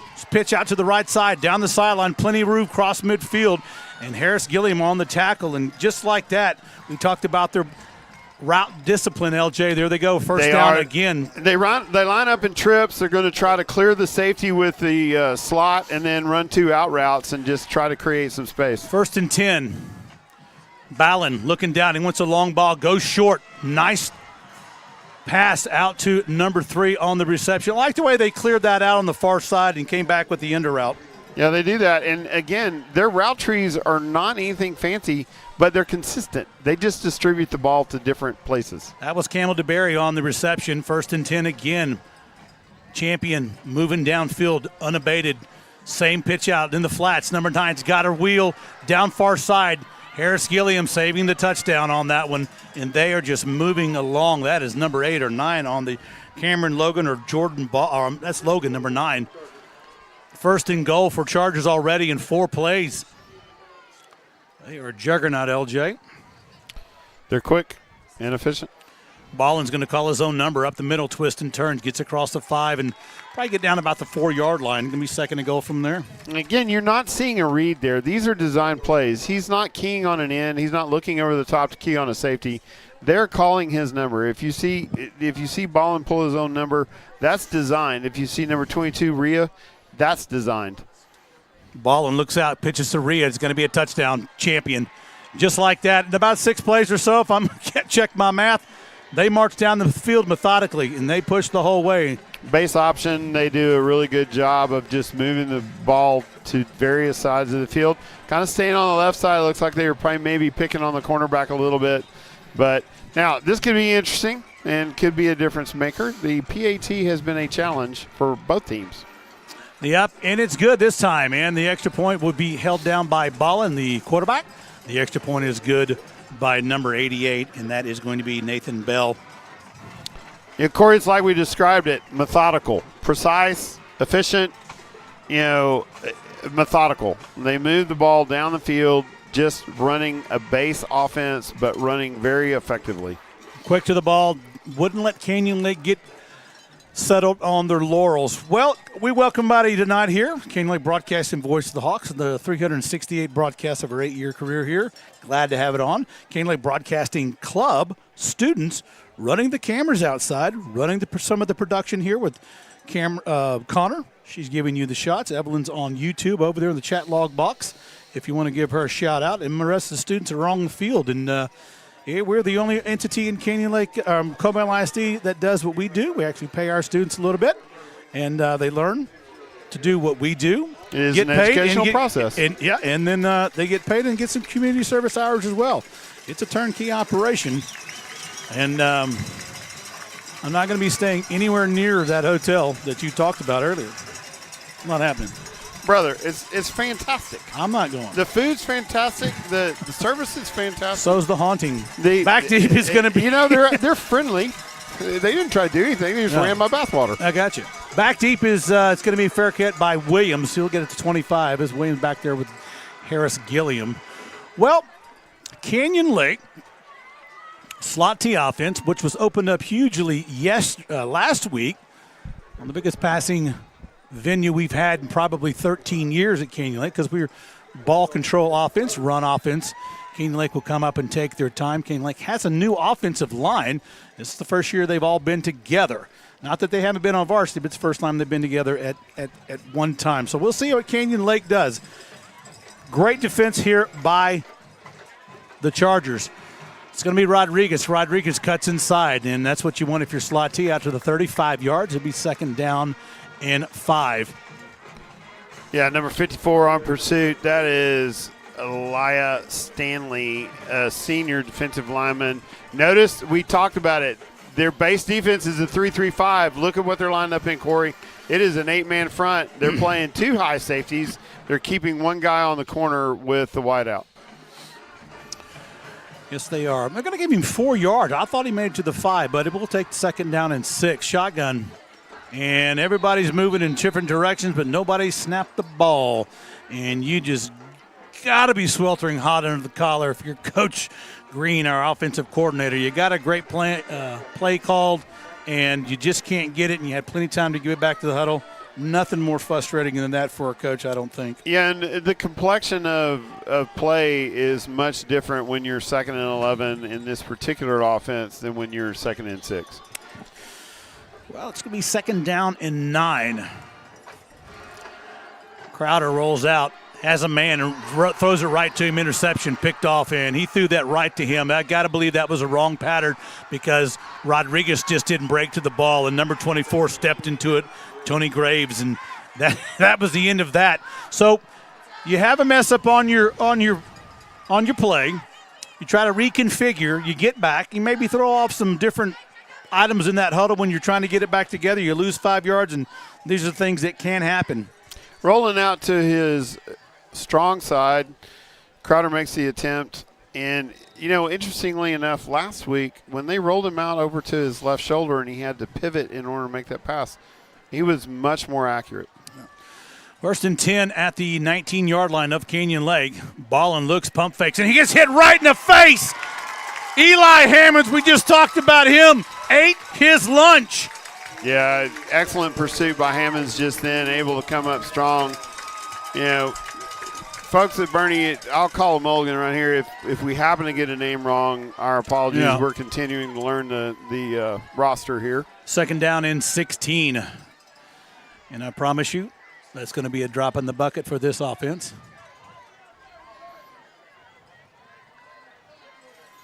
Ballin takes it, throws out in the flats, connected again, and going to be complete. Going to get some of that back, probably a gain about 7 yards on that outside, LJ. Here's what's amazing. That is a pass route, that's folks. Logan. And our defensive end, again, Reinert's coming out of that end position in pursuit to get over to the sidelines, to make the play. 3rd down and 9. Can Canyon Lake hold here? Bend but don't break. Ballin looking. Got a man in the flats. He's got him all along. You Rusty can't get there. Touchdown. There you go. That's speed on the ends, and that's number 22. We talked about him. We already called his number once or twice. Rena, touchdown. Man, Canyon Lake just came so close from holding that back. Yes, and a little wheel route kind of out of the backfield is slow to develop. And Rusty just couldn't get there. It sneaks out there. Urea able to make the connection and trots in. The extra point will be held by Ballin. Well, I'll tell you what, they're 2 for 2. Number 88 putting up again, Nathan Bell. So 8:28. Canyon Lake makes a mistake, and they pay for it. 14-0 here in the first quarter, and that will be flashed across the fruited plains. Our plains are always fruited. They're always fruited. And apparently our bathwater is always drawn. It is. Well, I appreciate the story on that. Everybody does, I'm sure. But I want to say a couple things for our students out there. Working the main camera tonight on top of the press box is Hunter Stearns. We need to get some pictures of these guys out there. Hunter Stearns will be working the camera. Tristan Mobley working the press box cam. On the field is Dakota Rader. She's shooting stuff across from the field. And down on the field is a freshman. She's never done it before. And that is, I think that's I've only known her for 2 weeks.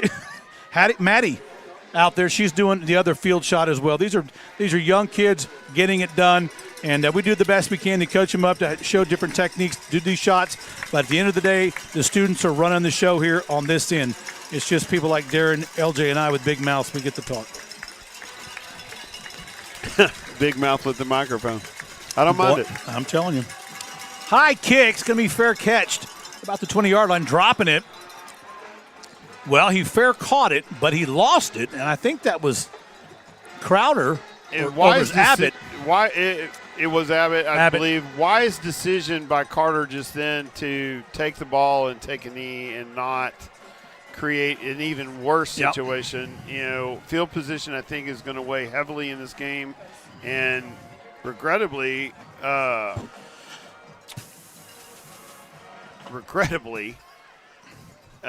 we find ourselves deep in our own.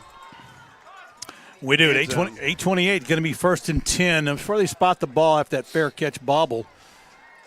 And now the offense is coming off the field. They're going to kick again. I'm not sure what that's about, LJ. Darren, I didn't catch that. They're saying he got face mask on one of the receivers with the ball, so they're going to back it up or re-kick. I didn't see a flag, and I greatly apologize. I didn't catch the flag either. That was kind of a call off the ball, and I just didn't recognize it. Shout out to some of our folks from the Boerne Champion Group.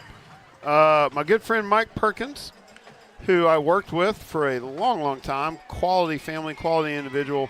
Mike's son Tanner Perkins is a senior, I believe, at Boerne Champion, and watching the football game, as is Mike from his living room. So he's, Lord knows Mike's had to listen to me talk for years and years and years, but for the first time he's actually hearing me talk on the airwaves. Well, there you go. It's a good shout out. Well, back deep will be the same guys. Carter Williams, number 4, and Harris Gilliam, 0. Kicking the ball will be, again, Nathan Bell. Everybody on their feet here at Canyon Lake. We always stand when the kickoffs occur, doing that since our inception of the school in 2007. High kick again. Fair catch by Abbott. This time he holds on to it. So Canyon Lake will have it 1st and 10 at the 25. A little bit of confusion right there again. I think they're going to have a discussion about that. Is Carter and Abbott still kind of fair catching and running to the same place? They'll want to fix that. This is going to be a game that mistakes are just going to have to be avoided in order to stay in it. Well, I'm telling you. Well, 1st and 10, Canyon Lake at the 25. Welcome, everybody. Canyon Lake Broadcasting, voice of the Hawks.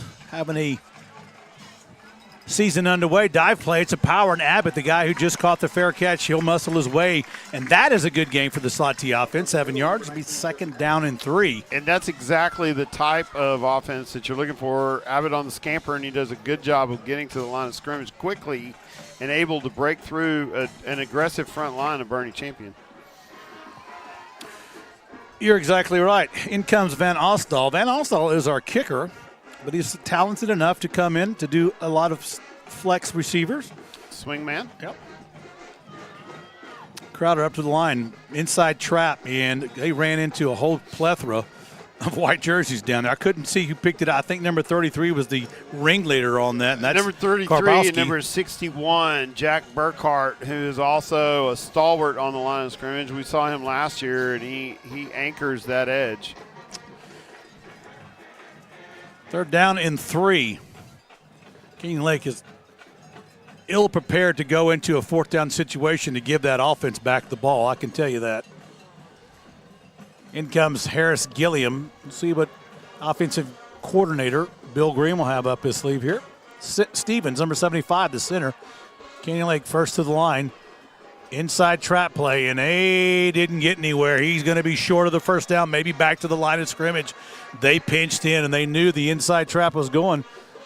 Big play, number 61 on the stop, along with Gage.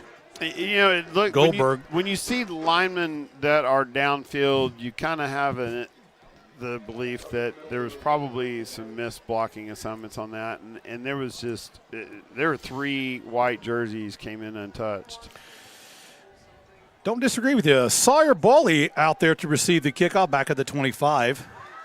Punting the ball used to be Garza, our running back, and he is out, so the duties have been taken over today by Van Alstel. Nice kick out to the 25-yard line. Boley will have a lot of room to run and takes the right side, squeezes by, and somebody puts the wood to Boley at about midfield. That is going to be number 2 on the tackle for Canyon Lake, Ropelt. But great field position by the Chargers.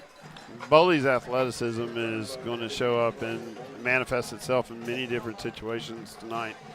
That time on a punt return, but you see him back in deep kick. You see him on defense at that strong safety position. He's all over the field, and you'll see him at receiver.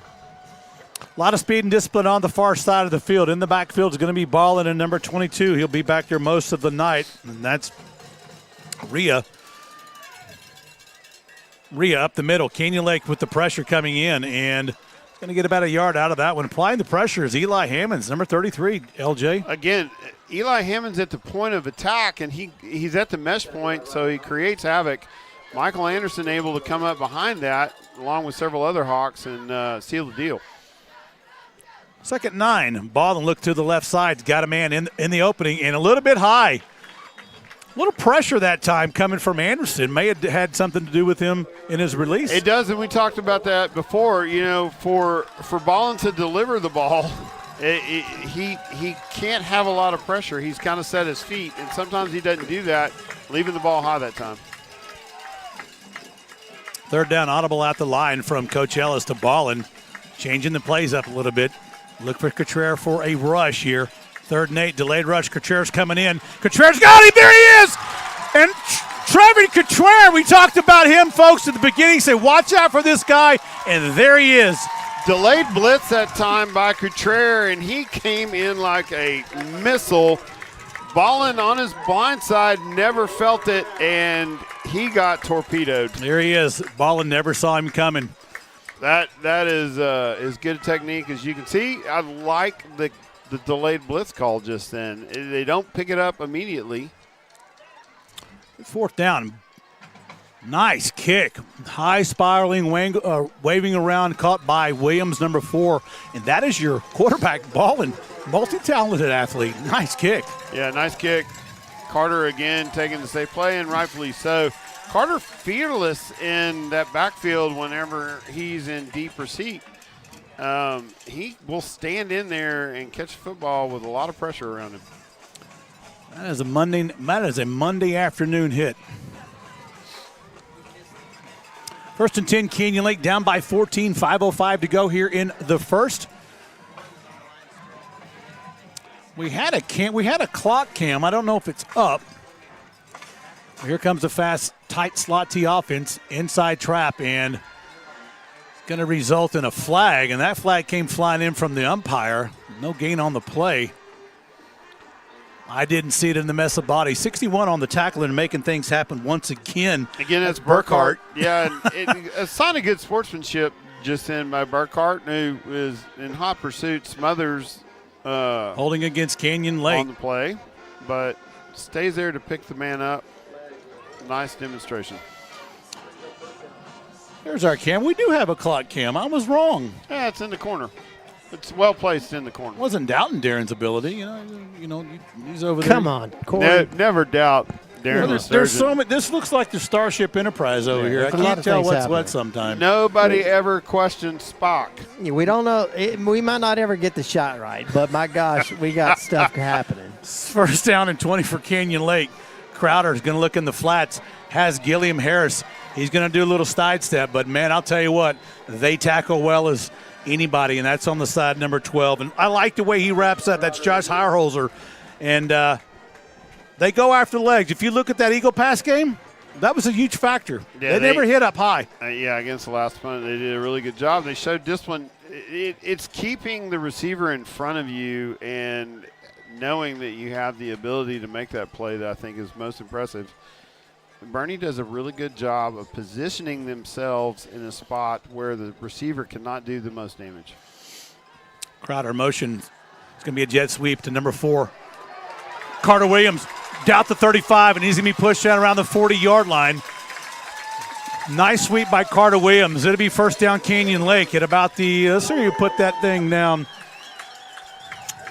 think like the 39. There to be first and 10 to 39. Carter Williams, a junior for Canyon Lake, also a heck of a ball player. He's one of those multi-talented athletes that all schools have, kind of like Luke Rossi, Sawyer Boley. They're just good at everything they do.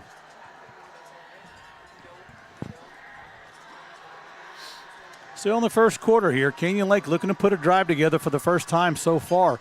This time it looks like Crowder tucks and runs. Crowder, and didn't have anybody there or couldn't see his guy. Did what any quarterback should do, get up and try to get 3 or 4. A good job of tucking the ball in on that scamper, and he's able to get out in space, avoiding a couple of, ankle attempts, and high stepping out of there in order to get down the field for 4. Second down and 6. Out comes Opeld, in comes Van Alstall, number 20.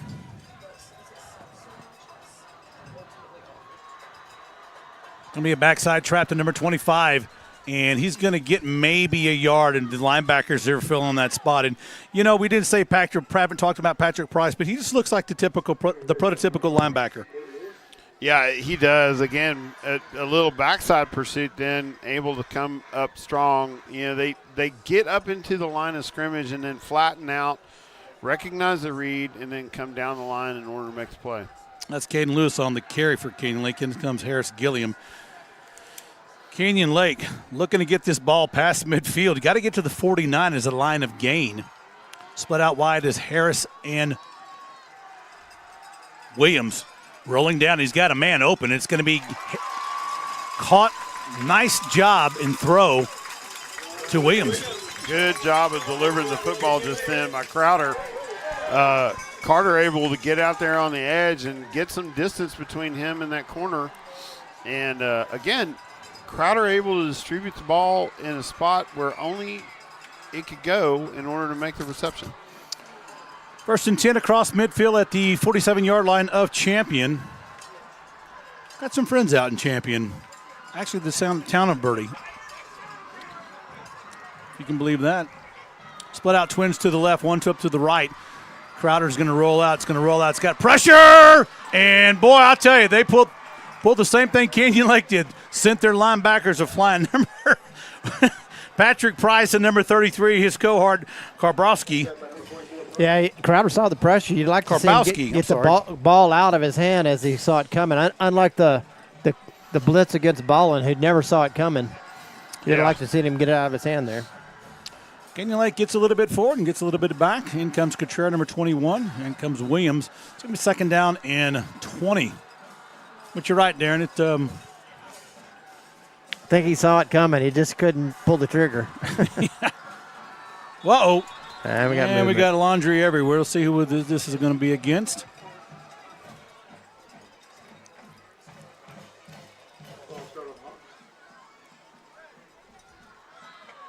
It's always interesting how you figure these things out when they move so quick and you're way up here. We'll pick up the flag up. Who's it against? It's going to be motion against Canyon Lake. Yeah, they got a procedure call, and rightfully so. And, putting them further into the hole. So they, unfortunately, Canyon Lake playing behind the chains a lot to start this game off, and that is not where you want to be. I watched my alma mater do this for a complete half last weekend against Rice, and when you're playing behind the chains, it creates play calling that's limited, and that's kind of where you find yourself right now. Van Aston Williams was right side, and Williams is going to roll.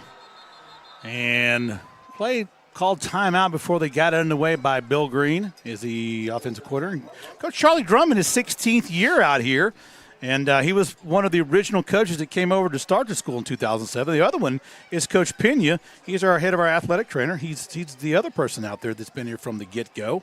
So those two guys are the last of the Mohicans, as they say, from getting this program underway. Charlie Drum worked for the original football coach, Matt Monzinga. Matt Monzinga was the employer of my roommate in college, Jimmy Glenn, when Pflugerville was a startup high school, and that was the very first job that Jimbo had coming out of college. With Monzinga, Monzinga came to Canyon Lake. Jimbo went to Weatherford. Charlie came with Monzinga, and the rest is history. Canyon Lake is, like I said in pregame, 87-83 overall. A little bit over 500 ball club over the years. A couple of those first years was pretty brutal being here from the get-go as well, but not in an administration or teaching side. But it was a rough year for the first 3 years. We'd played Liberty Hill, Wimberley. They were all in their championship runs, and Blanco as well. And it was a brutal schedule. Fred was big. Bernie was big. Greyhounds. And several 3 or 4 years and we got our tails whipped. But we've made the playoffs 10 years in a row. This is going to be inside trap, and number 25 is going to have the ball. And that was kind of the peanut play as Caden Lewis gets some of that yards back to about the 49, which is originally the line of gain a while ago. That time it worked, and what was different is Carter was in motion this time, kind of drawing the attention from the linebackers to the backfield. Crowder doing a good job on the read, able to distribute the ball, and we were able to get inside that mesh point and create some yardage out of it. 3rd and long, still difficult. Canyon Lake, third down and 13, maybe 14. Twins to the right side, shotgun. Crowder, big blitz coming on. Crowder's got to get this off.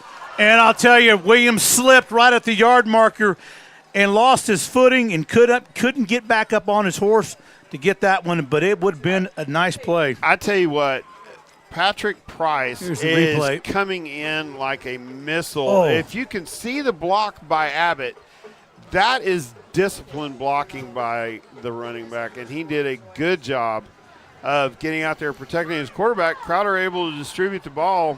Carter able to just barely slipped. Fumbled. Cottrell. He is our speedster. Cottrell. And he's going to be close to the first down if he stepped out of bounds a little bit back. Him out.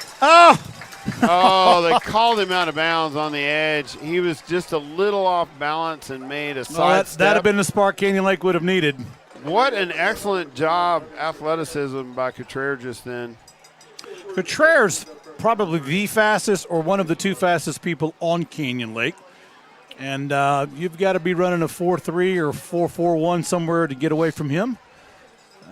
May not look like it, but I've seen him run for a couple of years now, and he is all that in a bag of chips. Well, ball goes over to Champion, 1st and 10 at their own 42-yard line, 36 seconds to go here in the first quarter. Chargers up 14-0 as Ballin gets back in the backfield with Reha. In motion, number 15 will take the jet sweep to the right side, looks for an opening, and he's met by number 36 with a little bit of how you doing. That's J.R. Lindell.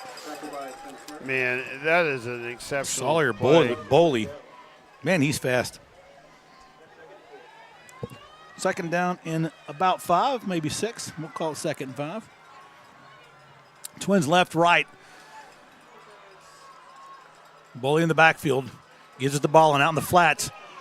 Cottrell had it, and Canyon Lake follows up. And last couple of plays, the last series from Champion, and now seems like the defensive secondary for Canyon Lake is it's tightened up a little bit. Yes, and again, that play started by Cottrell, who's able to get upfield pursuit.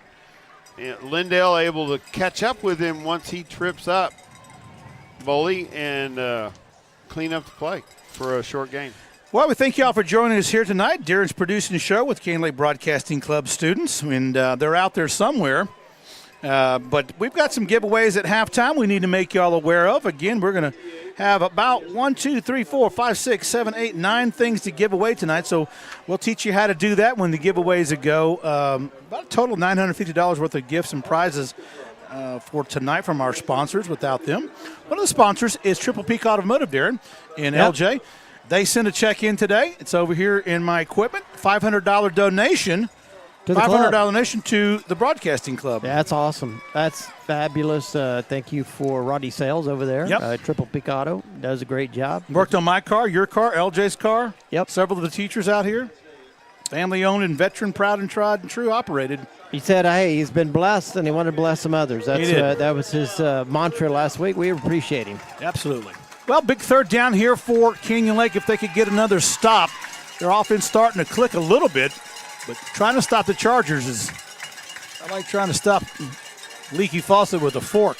Nice pass across the middle. It's going to be a touchdown for the Chargers, number 15. There's that route discipline tree you were talking about in the pregame to Sawyer Boley, and it's just speed and discipline, and it's beautiful. They're able to pull. I got to hand it to them. That is just a nice. They're able to pull the coverage over and get into that soft zone. We've got a replay right there. Boley fitting in behind that zone, and Ballin recognizes it quickly, able to get the ball over the top. There's the extra point. It's up, and it is good. Well, 11:49 to go here in the second. Much like last year, 31-point funding from the Hawks at halftime. It's 21-0 now. Don't hit those, Canyon Lake came back and made it a 6-point game towards the end. But, hey, it's kind of a repeat right now. Well, it is. It's starting off quite a bit like last year. Canyon Lake in the first quarter actually spotted them a few more points with 23 and then gave them 14 more in the second quarter. But it just takes a little adjustment to get used to a team with this type of speed. I'm telling you. And this type of discipline. And, we saw it happen in the second half of last year's game where they came in after halftime and they changed some things up, recognized some coverages that they needed to make adjustments to. In a particular offense that is I'm not going to call it elementary and I'm not going to call it simple because it's actually quite proficient, but they do a really good job of doing things efficiently. Once you can recognize that and adjust to it, then you have to force Boerne to do something different. And I think that's where Canyon Lake finds themselves is they're going to have to recognize what's going on, make an adjustment, and force something. It's going to have to happen before halftime. Well, it will. It's kickoff here to Williams. He's going to fair catch the ball and give the offensive line and backfield another chance to get down the field into pay zone. Well, thank you all for joining us again. I want to give a shout out to somebody. Texting me, Steve Crisp is at home, giving me a little phone activity here, and some of the other people that have been around here for a long time. But shout out to him and his business. He is a sponsor. It's Berkshire Hathaway, Steve Crisp Real Estate here. Got something you want to look for? Steve Crisp is the guy to. Got to make it happen. He's sitting in his living room now laughing at his TV. I'm sure he is. We've seen the maturity of Canyon Lake actually, get better as this football game unfolds, moving the ball in the last set of downs. Uh-oh. Well, the flags go up, play goes on. I've got to believe this is going to be. I think it's encroachment on Champion. They were across the line of scrimmage, weren't able to get back. And Canyon Lake trying to get 5 yards. I'm sorry. I think you're right. Canyon Lake trying to get that 5 yards through encroachment. Good call, LJ. First down and 5. Well, it's Little League night here tonight. Canyon Lake Little League football. They're out and about here. Big night for those kids, and we see them all the time. But there's one special night that they let them get out on halftime and do some different things versus just the average running through the tunnel night. And like LJ said, Mike's sons did it, and his sons did it, and it's a part of every town's tradition. Upside, inside trap going forward is going to be Abbott. He's a senior, pick up 2, be second down and 3. As you get older, every event gets bigger. I had the pleasure of seeing Hunter on the sidelines at the University of Texas game. Actually, the fastest man to the tee in NCAA history as he ran out on the field and they will grab the tee and get back. Hunter doing a great job, but he said, Dad, that moment was so big he was a little overwhelmed in that first half. Quarterback sneak right up the middle, and there goes Crowder, and they didn't see him. And that is a quarterback sneak of about 12 yards. It'll be 1st and 10 Canyon Lake at the 48. A really good play design right then. Crowder able to scamper up the middle. He just gets behind the center and then sneaks out into space. Canyon Lake is looking to get downfield and score. They will get the ball back at the start of the second half, but little things like that probably Champion's not too used to. But they have improved from their first 2. The first time they had the ball, they had a penalty. It cost them 7 points, an interception. So Canyon Lake, you get in the rib and they can make a game out of this. Crowder looking back. He's got a man wide open, and boy, I tell you what, if Gilliam Harris hadn't run into Tony Graves, it'd have been another pick. It a little bit dangerous. Crowder gets the ball out into coverage. He goes to his go-to guy. Gilliam is the man. Carter on the other side, also a guy that is known to be on the reception side, but that one was a little tight. Stevens gets to the ball. Backside trap, and this is Caden Rodriguez, and Rodriguez, the junior, still pushing the pile forward. Rodriguez falls forward for at least 2 or 3 more, and yards after contact for Rodriguez has got to be 5 or 6. Second effort by Rodriguez that time, exceptional. It looked as though maybe he didn't recognize the location of the hole, and kind of busted into his own man, but was able to adjust, bounce out, and then just use those legs to churn up more yardage. Well, if you're facing Stanley and Burkhardt, there's not much. Sometimes there may not be a hole. And those guys are hammers. I mean, they deliver a blow every time they hit you. They're down to 3. Shotgun. Abbott has a chance to get outside, and he's going to get about a yard, and they're going to shut the door on that. It's going to be about 4th and 2. So what do you do if you're a coach at 9:20 to go in the second? I almost got to believe that, when you find yourself this far behind the chains for this much of the ball game and this far behind on the scoreboard, you're going to have to roll the dice right here. Well, let's see if Canyon Lake can execute what Coach Green's put in there. Doesn't look like they're going on punt formation. They're going to go for it. That play a little bit challenged early with the snap. Crowder having to go down to a knee and grab the ball. And, I worry about that because when he gets down on that knee like that, if he receives that ball while his knee is down, he is grounded. Now, he was able to bounce back up, and make the exchange. Yeah, he did a great job of just picking it off the turf and getting it up in the running back's arm. I know they certainly didn't get much yardage on the whole thing, but my goodness, the fact it wasn't a fumble was pretty remarkable. 100%, and the wisdom to quickly bounce up so that nobody recognizes that. That's some of that tomato wisdom there. I was about to say I heard the word wisdom. I knew we were going to segue. 4th and 2 right now. Canyon Lake makes this. It'd be a big shot in the arm. And it'd be Williams. Williams got it. Oh, and he's thrown out of bounds to the far side. No yellow hanky. Well, there it goes. And there you go. Canyon Lake's going to have a first down and come heck or high water. Well, you got a reception there. He had the first down anyway, but just sometimes that aggression gets away from you. And first mistake we've really seen for the Boerne Charger defense. Sort of give Canyon Lake a move inside further into maybe personal foul on the defense. We'll mark this one off. And, different than the conversation I have all the time about playing emotional. That was just playing with aggression. They were trying to prevent the first down. Carter was out on the sidelines trying to make, the stop. And I think the little bit of extra emphasis on putting him to the ground is the jet sweep inside, and Boerne strung that one out beautifully. But you're right, he had a lot of aggression there. That was Cotrera on the jet sweep. He's going to lose a yard on that. Boy, I tell you what, number 2 came over for the Chargers, Grant Menzies, and strung that one out along with number 33, the linebacker, Bart Karbowski, I'm sorry.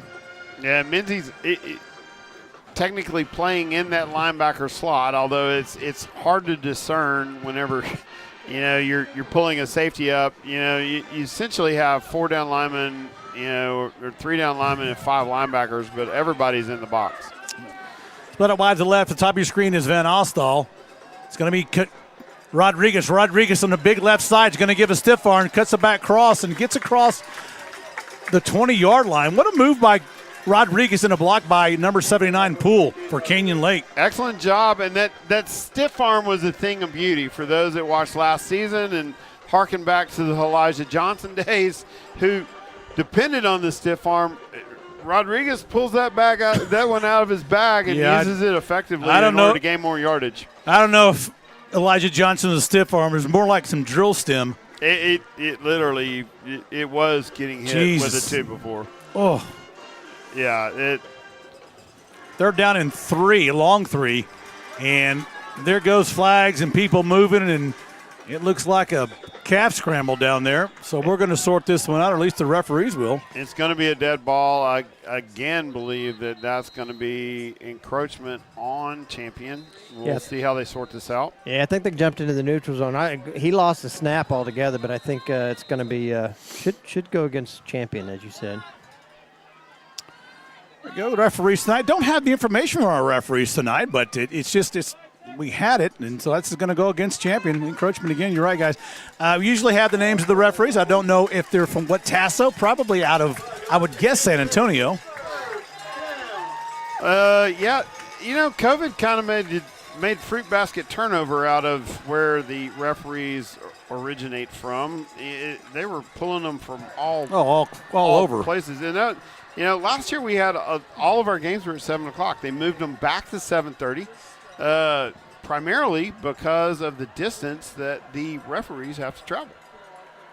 Yep. Got a fraternity brother friend of mine. He's been doing it 27 years. So it's going to be 1st and 10 Canyon Lake, and they're mounting one of those slot T offensive drives. There had been a couple of penalties, but that was just an add-on to a previous first down that Canyon Lake achieved. They'll have it.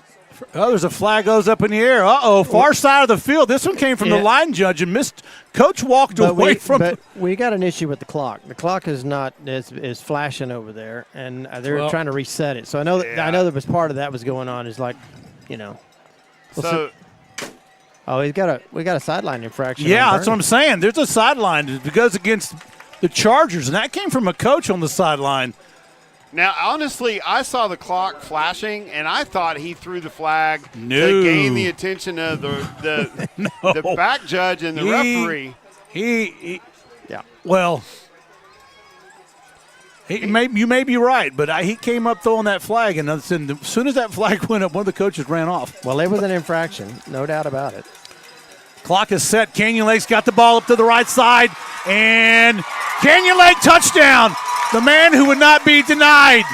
What a run up the middle by the senior, Abbott. Wow.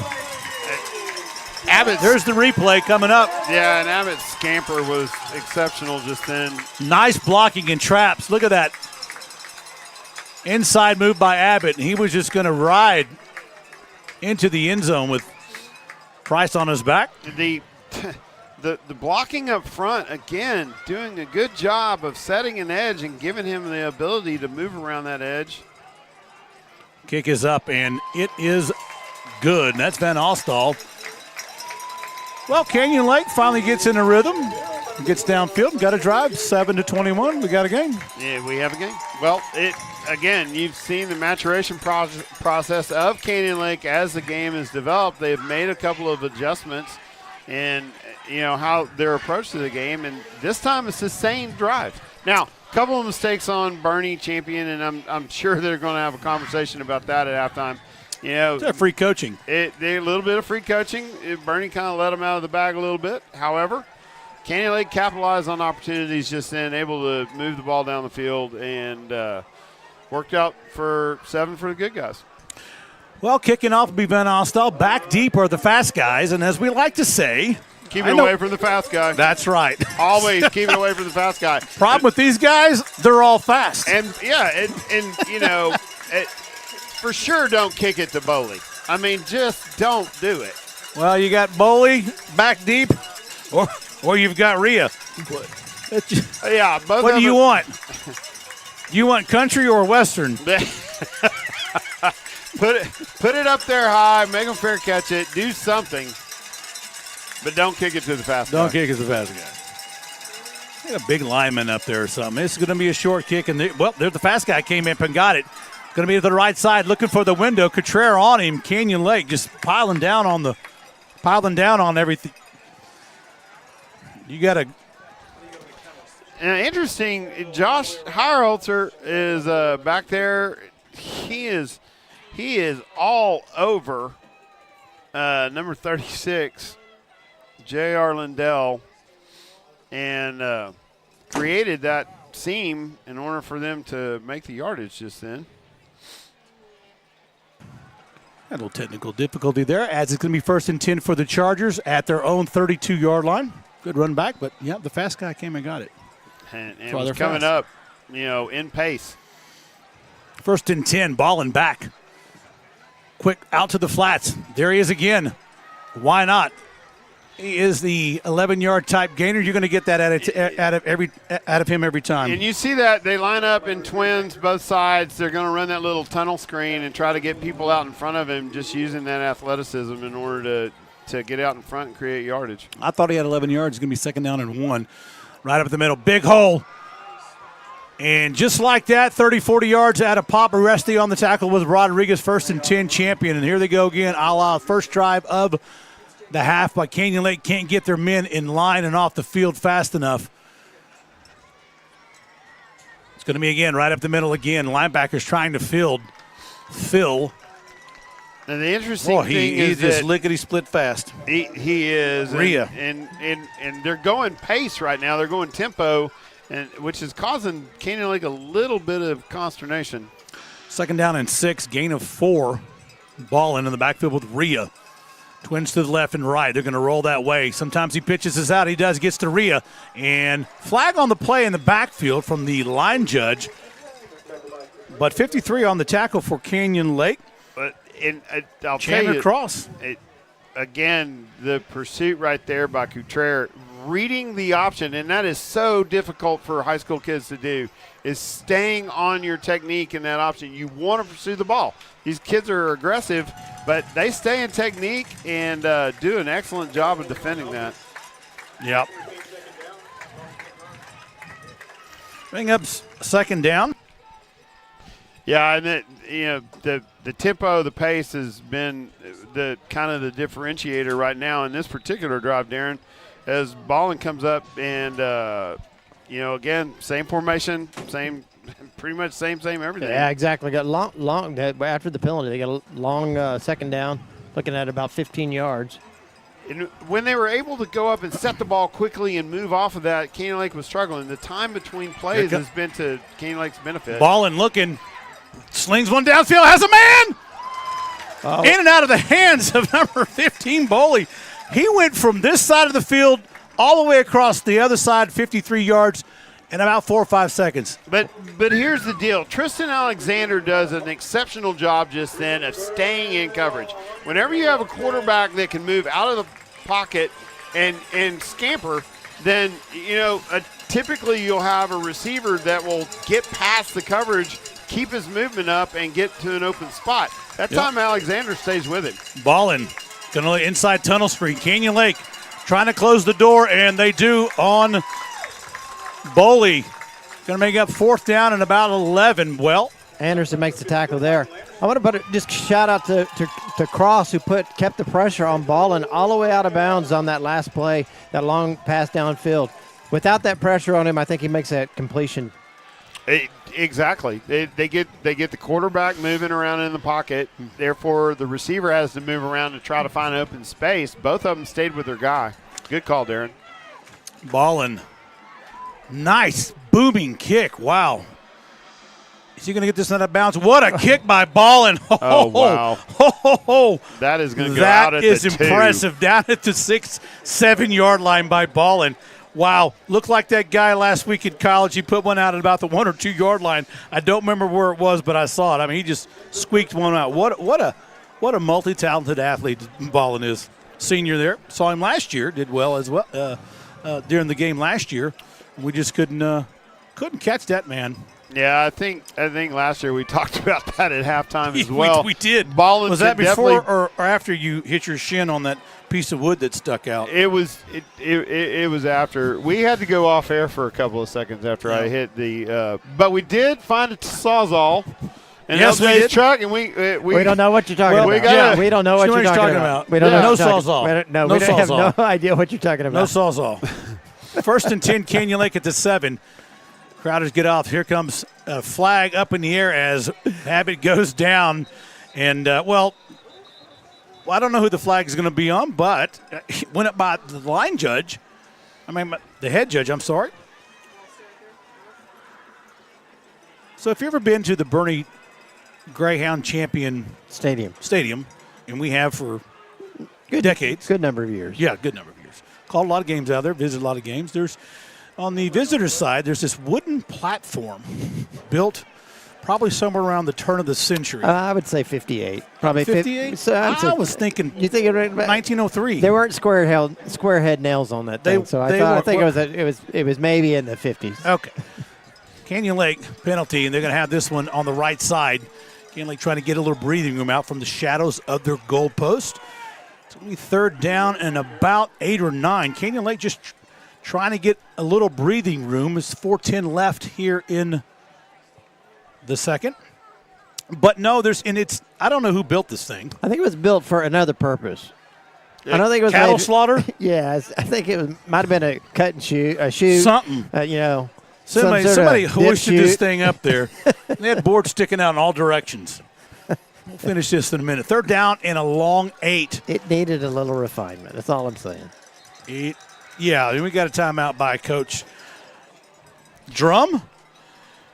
One of the matchups that's been key in this second half has been, or in this second quarter, has been the matchup between James Stevens, the center, and the nose guard, Ethan Stanley. Ethan Stanley has notoriously been around the ball and doing a good job, but James has figured out a way, and they talk about this a lot with the slot T. It's a little bit of misdirection. Yep.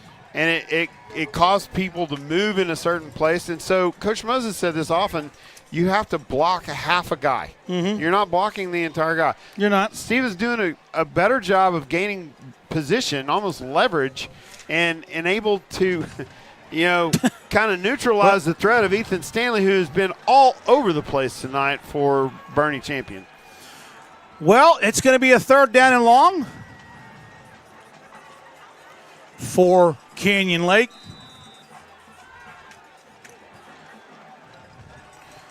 What do they got as rolling out to the right side, intercepted. And that's going to be 6 points, and that's the second pick Crowder's thrown on that exact pattern.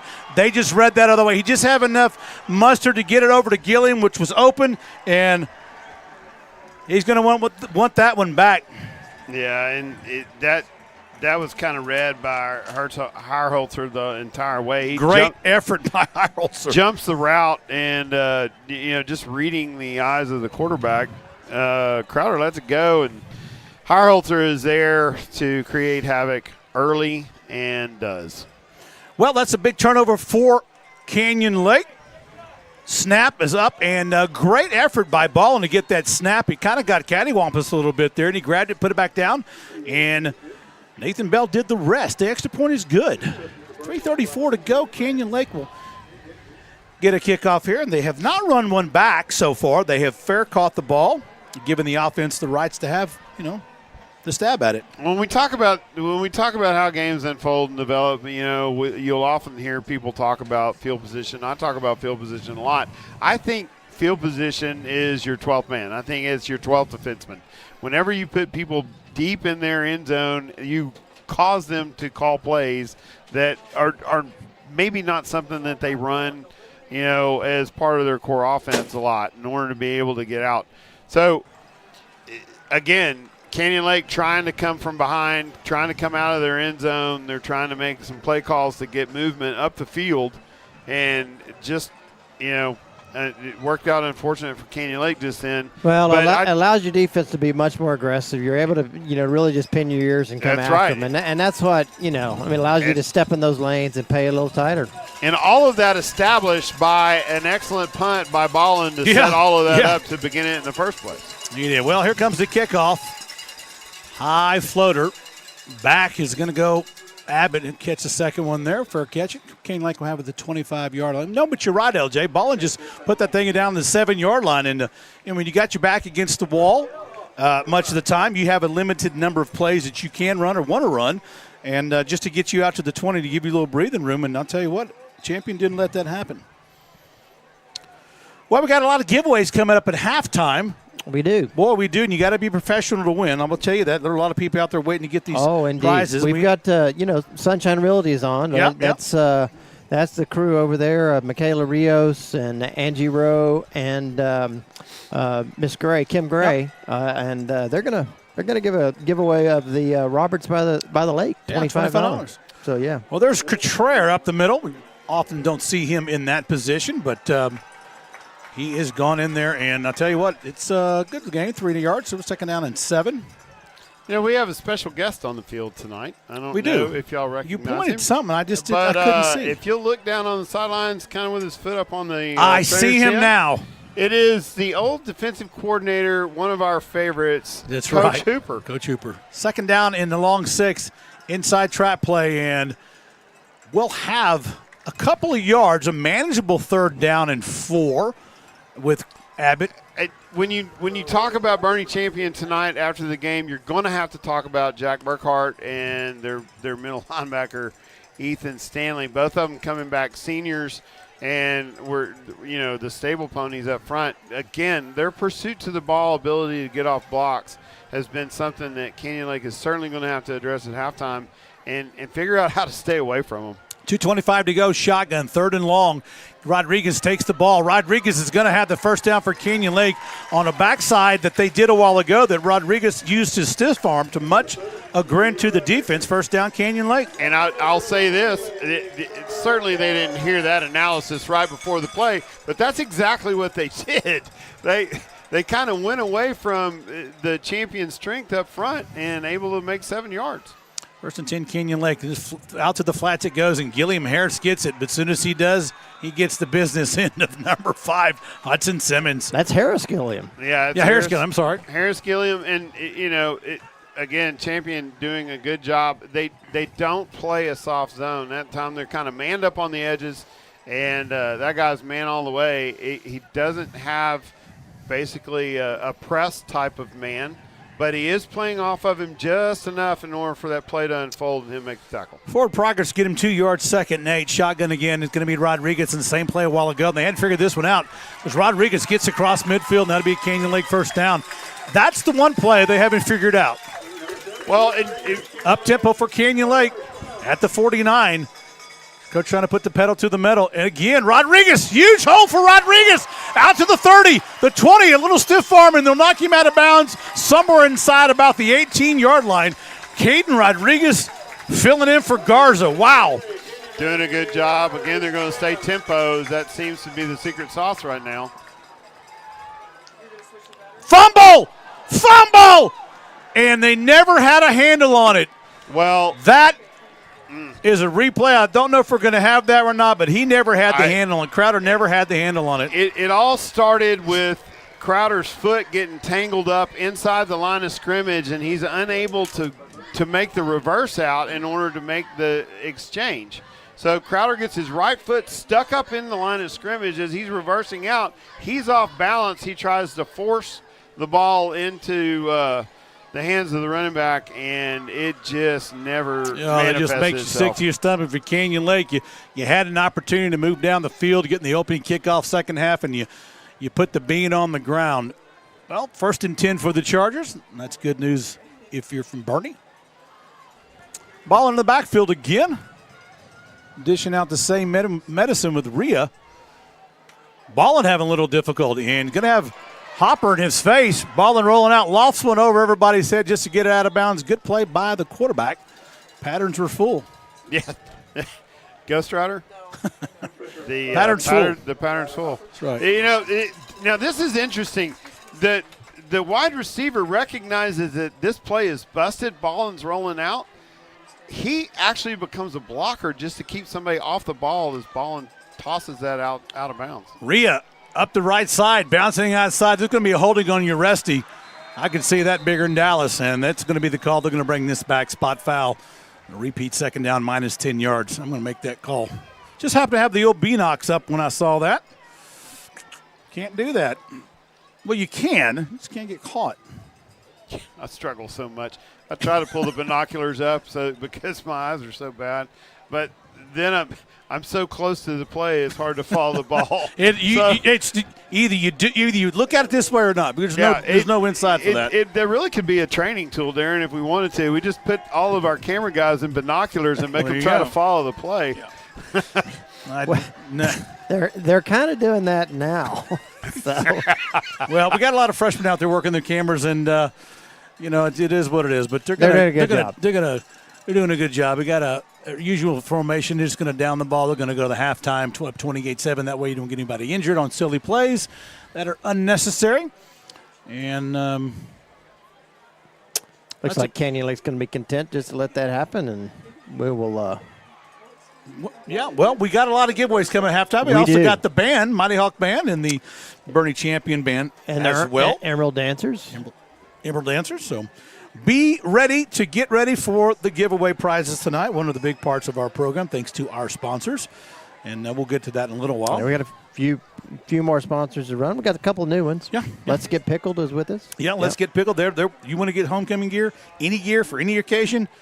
Let's Get Pickled. I like the name. Yeah, absolutely. I've got a little thing to show. There we go. End of the first half. Your score 28-7. Canyon Lake losing 7 points at least on that last drive. There's the Let's Get Pickled there. Yeah, right there. They've got everything. Hawk gear. You can get on Facebook. You can look them up. Yep. We'll talk about that in a little while, but that's all coming up soon enough. But welcome, everybody, and we're glad to have y'all here tonight as we go to halftime. The Boerne Chargers will have the privilege of coming on the field in their dance team as well as their band. And they have got a sizable dance team. So we'll go to break and come right back in just a moment. Hey, folks, looking for an auto repair shop? Try Triple Peak Auto Repair. Rodney Sells, veteran proud, here in Canyon Lake. Give them a call at 830-237-6236. That's 830-237-6236. Open Monday through Friday, 8 a.m. to 5 p.m. Triple Peak Auto Repair. Hi, this is Terry from the UPS store located on 113 Stargrass inside the Good Life Pharmacy on FM 306. From packing and shipping to faxing and copying, we can do it all here at the UPS store. Amazon returns, we can take care of that. We also have a notary on staff throughout the day. Come see us here at the UPS store across from Rebecca Creek Elementary on FM 306. Looking for a plumber here in Central Texas, and look no further than Cowboy Plumbing Services. Cowboy Plumbing Services, 830-214-4133, 830-214-4133, Cowboy Plumbing Services. Owner and operated Jared Criddle. He'll be the last plumber you'll ever need. License number M36742. Hey, this is Corey from Canyon Lake Broadcasting.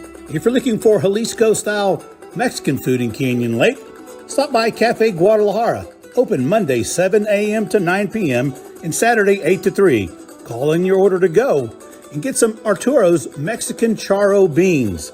Cafe Guadalajara in Canyon Lake, authentic Jalisco-style Mexican food.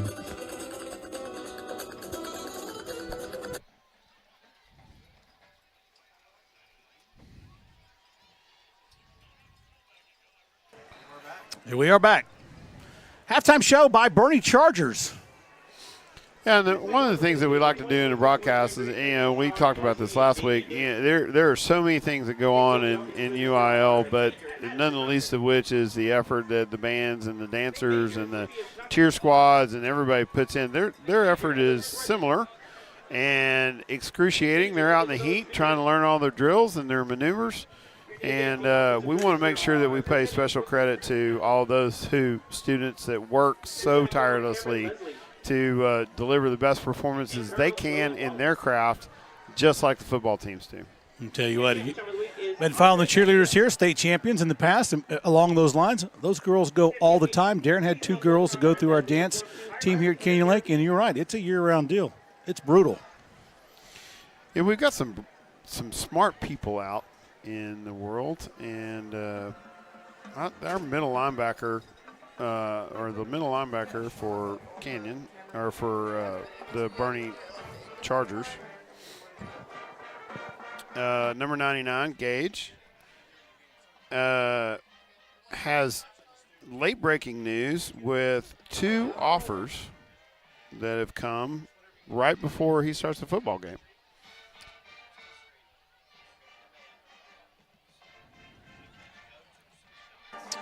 But you're right. So we love having our watchers give us info that we may not have prior to the game. A little insight. Yeah, they are a very organized team. And being a 5A Division I brings you a little more depth in volume, in numbers, and that's the biggest band I've seen this year. They're big. They're super talented. Fun to watch. Believe it or not, there are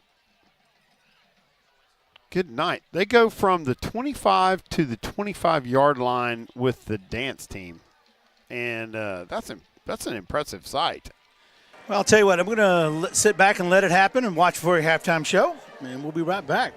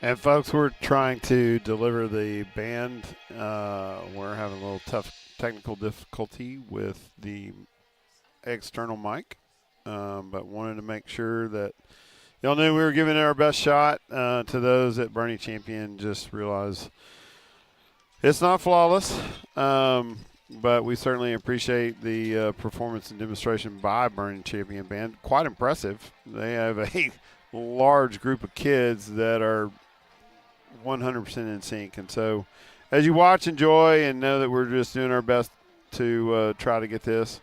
If able to get it fixed and you can only hear the Canyon Lake Band, that was not by intent. So bear with us, and we'll continue to try to deliver the halftime show.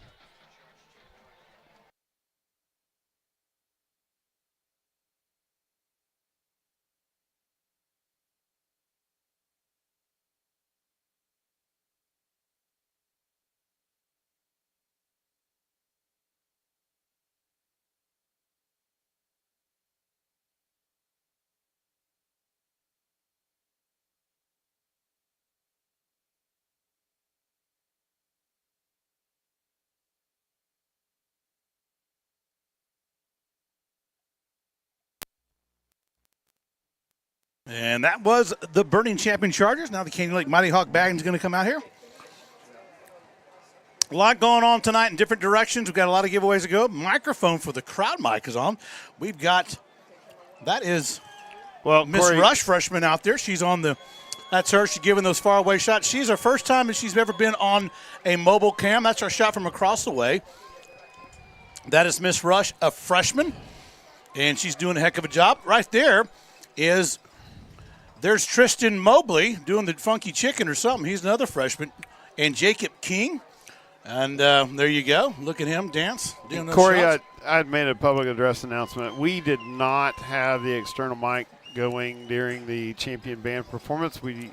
I went out and wanted to make sure that everybody realized we were working on it diligently. And we are sorry. If you were not able to hear the champion band, our sincere apologies. It was a technical problem, but quite a performance by them, and we're super proud that we got to watch. Yeah, so we weren't trying to delineate them, but those were pictures of our students working the cameras in different positions. We apologize that. It was great. I got off the air and watched it myself, and wow, what organization the Champion Charger Band is. Dance team as well. Very impressive. One of the best ones I've seen in quite a while. And we apologize for our audio going down, but we appreciate everybody being here tonight. Well, we got a lot to give away, but we're going to let the Mighty Hawk Band roar, and then we'll get into the giveaways tonight. So be prepared to text in a little while. And right now, here comes the Mighty Hawk Band.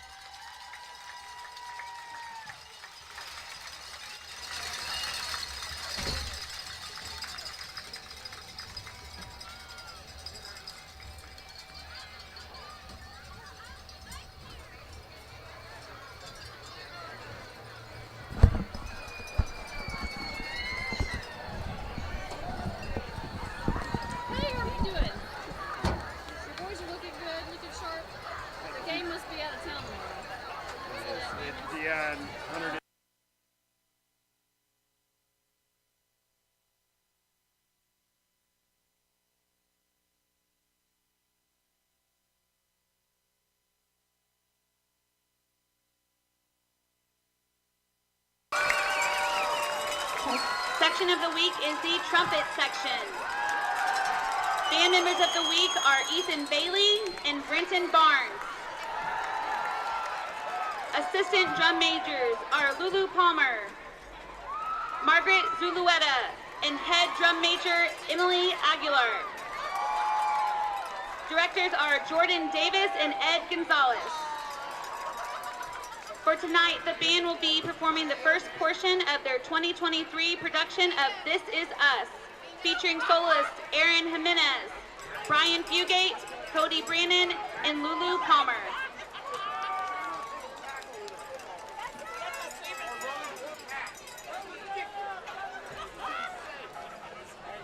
Summer Band is here!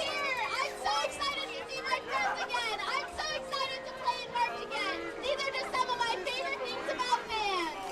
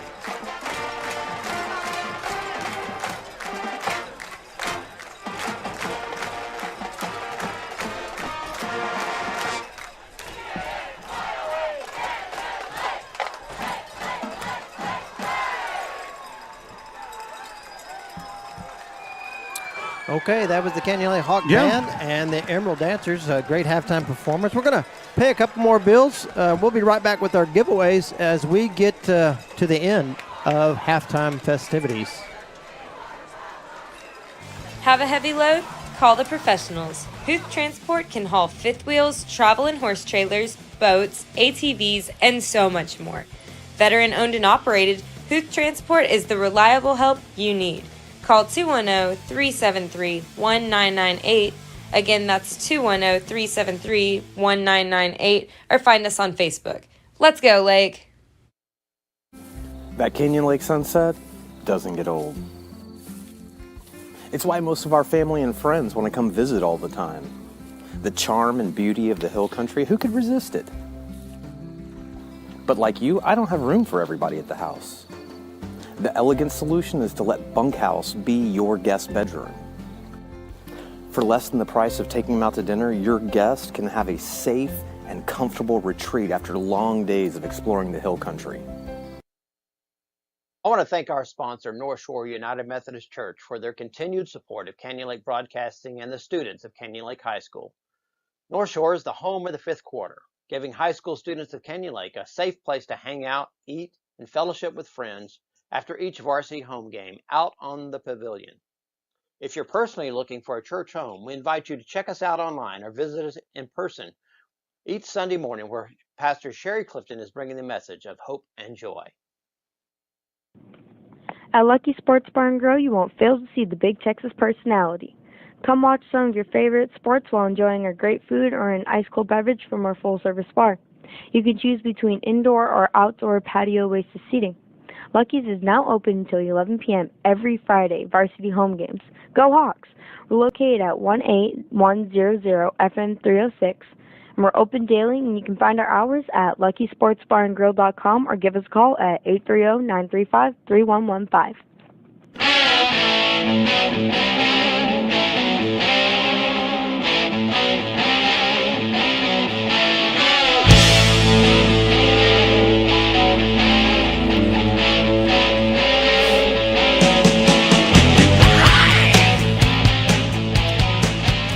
Welcome back, everybody, to the second half of the game tonight. We've got Canyon Lake Broadcasting here for us. The Hawks as the champion Chargers roll on to the field. The halftime score, 28-7. Canyon Lake has shot himself in the foot a few times, and 2 interceptions for 14 points. And Canyon Lake, maybe a tale of 2 different games tonight, because last time we played the Chargers, we came back roaring in the second half and made up for those mistakes as the Hawks come onto the field. Yet to be seen, but hey, we're back and we're going to get into some of the things we like to do tonight. We welcome everybody at Boerne as well as Canyon Lake and all the grandparents and everybody out there watching us tonight. Well, part of our sports program, we're going to go pretty fast on this one, are the giveaways. Here's how we go. You ready? We're going to give away all these prizes tonight. Here's how you don't call, you only text. Don't start now. Please don't start now. Not yet. Not yet. You only text in your name, okay? Like Bob Johnson. Yeah, text your name. Yeah, not now. Not yet. But the number that you want to use when we get ready to do is 210-246-3345. But not now. But not yet. But not yet. We're going to get this We'll tell game you when. underway. But up for grabs, Sunrise Realty, $25 gift certificate from to Roberts on the Lake from Sunrise Realty, Mimo's Tacos, $2 $8 gift certificates, Who Transport's got Roadhouse and a multi-card. You can use it multiple places. Roadhouse is one, Saltgrass is the other. Canyon Lake Phone Repair, $25 off your repair that I needed to use this summer. My phone got run over by a dually, and they hooked me up. Then the teepee stay with glamping at Mystic Quarry down there. Mystic Quarry, that's pretty nice stuff right there. Yeah, Capital Farm Credit is going to give away their medieval knife sharpener as well. So that's all up for grabs here in a little while. But don't do it now because we got to get this game underway. Back deep for Canyon Lake. Got some different people back there, LJ, and one is going to be Williams, number 4. And they've also slid back there, number 15 for Canyon Lake, and I believe that's Tristan Alexander the far side, and Caden Rodriguez on the left. Kicking the ball for the Chargers. Nathan Bell doing well tonight in his placement of the kickoffs and on his extra points. Well, we're underway, second half. High kick floater in the corner is going to be have a fair catch at the 30-yard line by Abbott.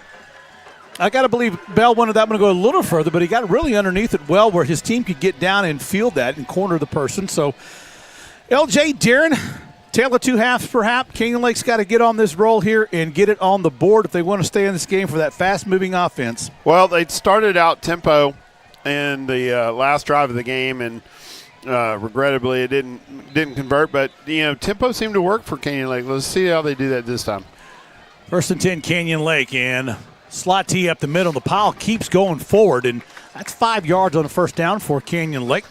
That's what you want to see when you have a ball control offense. Yeah, and one of the things that we have immediately seen an adjustment, so they're getting the ball off quick and then getting pressure behind the running back. I mean, they're using the push of everybody in order to gain yards, not just the legs of the back, but the legs of the offensive lineman as well. Twins to the right. It's going to be Abbott to the right side. He cuts back inside, and there's number 99. We hadn't called his name a lot, but Gage Goldberg in on the tackle. Abbott will make about 2. It'll be 3rd down and short, manageable for Canyon Lake. One of the things that we've received information on is number 99, that middle linebacker, has been exceptional in second half in all the games that he's played. It's when he's really kind of turned on the Jets. And, again, we saw backside pursuit then, doing a good job. A little hesitation doesn't work well. Backside trap to Rodriguez. There's Rodriguez with that play again. Rodriguez bounces it outside across midfield and dragged down from behind across the 40-yard line is Rodriguez. First down, Canyon Lake. Grant Menzies on the stop. That time, no hesitation by Rodriguez, and you saw the difference. He was able to squeak through a hole and get out in space and turn on the Jets. There's that replay, Rodriguez. Menzies catching him from behind. Good at camera angle there from the freshman. Missed rush over there on the far side of the field. First down, Canyon Lake. At the 38-yard line of the Chargers. Glad y'all are with us tonight. We're glad we're going to be here doing what we do for you, inside play. And reading that very well is somebody we talked about a while ago, Ethan Stanley, and his old buddy Jack Burkhardt. They're going to be racking up the totals on tackles tonight. And that's the matchup to watch, actually, is, watch that nose guard center, action up front. To the extent that they can contain them or get away from them is going to be the extent of their success. Number 55 in there for Canyon Lake, Wyatt Roberts. He's filling in on the right side, the offensive lineman. Don't see him very much, but he's been there all game. What a fine job. It's a very good defense.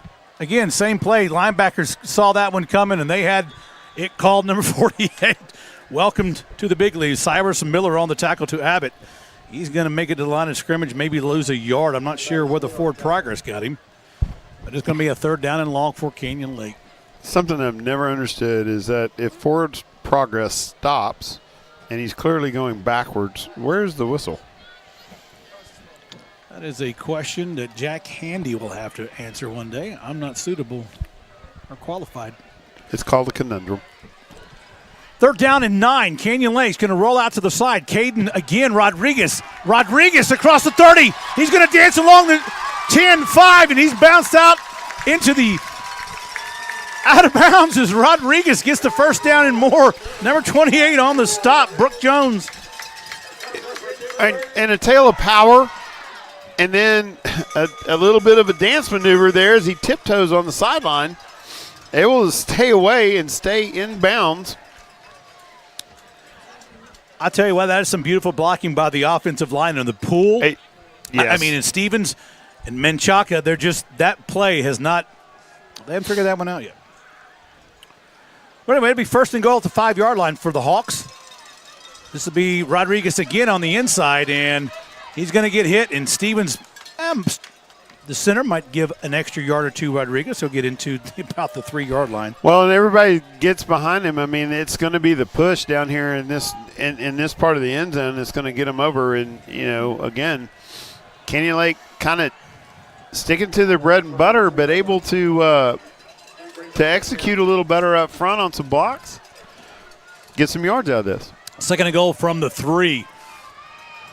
Shotgun for Canyon Lake. Going to inside, trap to Rodriguez, touchdown Canyon Lake, opening drive. That is big for Canyon Lake. Trying to give him a little positive feelings there. Good job, offensive line. We talk about adjustments, and we saw 3. Number one, we saw an adjustment up front, and how they're treating the blocks, especially on down lineman number 54, number 61. Secondly, we saw tempo being, the inability for them to get into position. And lastly, we saw quickness to the line of scrimmage. Here's the extra point. A kick is up, and it is good. Van Alstall, number 20, the senior. So Canyon Lake comes out of the gate. Downfield it goes, 14-28. Cut the lead in half, and now Canyon Lake's going to have to face the vaunted offense of the Chargers. Well, before we do that, we're going to give some stuff away, Darren. Let's do it. Now is the time. Start texting 210-246-3345 to win fabulous prizes. Oh, we're just going to give them out shotgun style. As they come in. You can win. And it is his carefully calculated and calibrated by the accounting firm of Ernst & Ernst. That's right. We've got stuff. High-end security board here. We've got it's stuff all crypto. It is from our sponsors. We want to thank all of them for all that they do. Sunrise Realty, that's Angie Rowe, Michaela Rios, and Kim Gray. We appreciate them. We appreciate the Huth Transport for what they're doing, the giveaways. Of course, Mima's Tacos has always been a stalwart for us, and Capital Farm Credit. So we just got a lot of things going on, and it's a good time. We love giving it away. We hope you enjoy playing. And Corey is feverishly working his phone, trying to make sure he's got this. We got Ernst and Ernst is here, and there's going to be a high kick. Going to be taken about the 15-yard line. He's going to be returned. He's got a little room in the middle. There he comes up. That's number 19. No, so check that. That's 22. Yeah, 22. Eli Hammond. Cole Rio. Eli Hammond. In pursuit, able to wrestle him down. Yep. Eli Hammonds has been somebody that's kind of been all over the field tonight, and he has really stepped up as a sophomore. Made a lot of great things. Him and Michael Anderson, stalwarts in the middle in the linebacker position. Yeah. Well, they're just coming in as fast as I can go. Wheel of Fortune. Wheel of Fortune. The round and around they go, and here they come. Ball and feeling pressure from Cotrera, rolling out to the right side, looking downfield. He's going to keep it, and he'll pick up some good yards as he gets 2 yards. Could have been stopped for about 5 or 6 behind the line of scrimmage. Nice play by Ballin. It looked like some good yards because he had faded back so far. Yeah, Cotrera had him in retreat. Interestingly, that block was a little bit of a wrestling match, and that referee was looking right at it. No flag on that. Little swing pass. Swing pass out in the flats, 22, and guess who that is for the first down? We've been saying his name all night, Cole Rio. Yeah, and that well-designed swing, and they're able to get him out in space, so he's able to scamper for the first down. You can just hear the tumblers going on that phone over there. I tell you what. We have winners. Out in the flat, another quick pass, little bread and butter. Route discipline to number 9 on the reception, Cameron Logan. So first down. We talked about some of the adjustments that Canyon Lake made. The adjustment that we've seen so far is Ballin's trying to just get it out in space, distribute the ball to his athletes, and then let the athletes do what they do. Swing pass, a little bit more of a dink and dunk than what we saw in the first half. First and 10, Bernie Chargers. Ballin looking long. Pump fakes. Man's in the patterns full. Here comes Anderson, and he takes a shot. But legal shot by Cotrera, and he just gets rid of the ball. Nice pressure by. We talked about that, LJ. How do you get Ballin happy feet to make sure he doesn't take advantage and pick you apart? Well, coming up on pressure is Anderson out of that linebacker spot. Cotrera doing a good job of recognizing it. He is now scampering, has to look deep to get rid of the ball, and Cotrera's flying in there for the stop. Well, we got the winner, so y'all can stop texting. Oh, a little misplay on their behalf. Yes, they got him down right there. Yeah, he was down. Now, that's what we talked about in the first half with Crowder.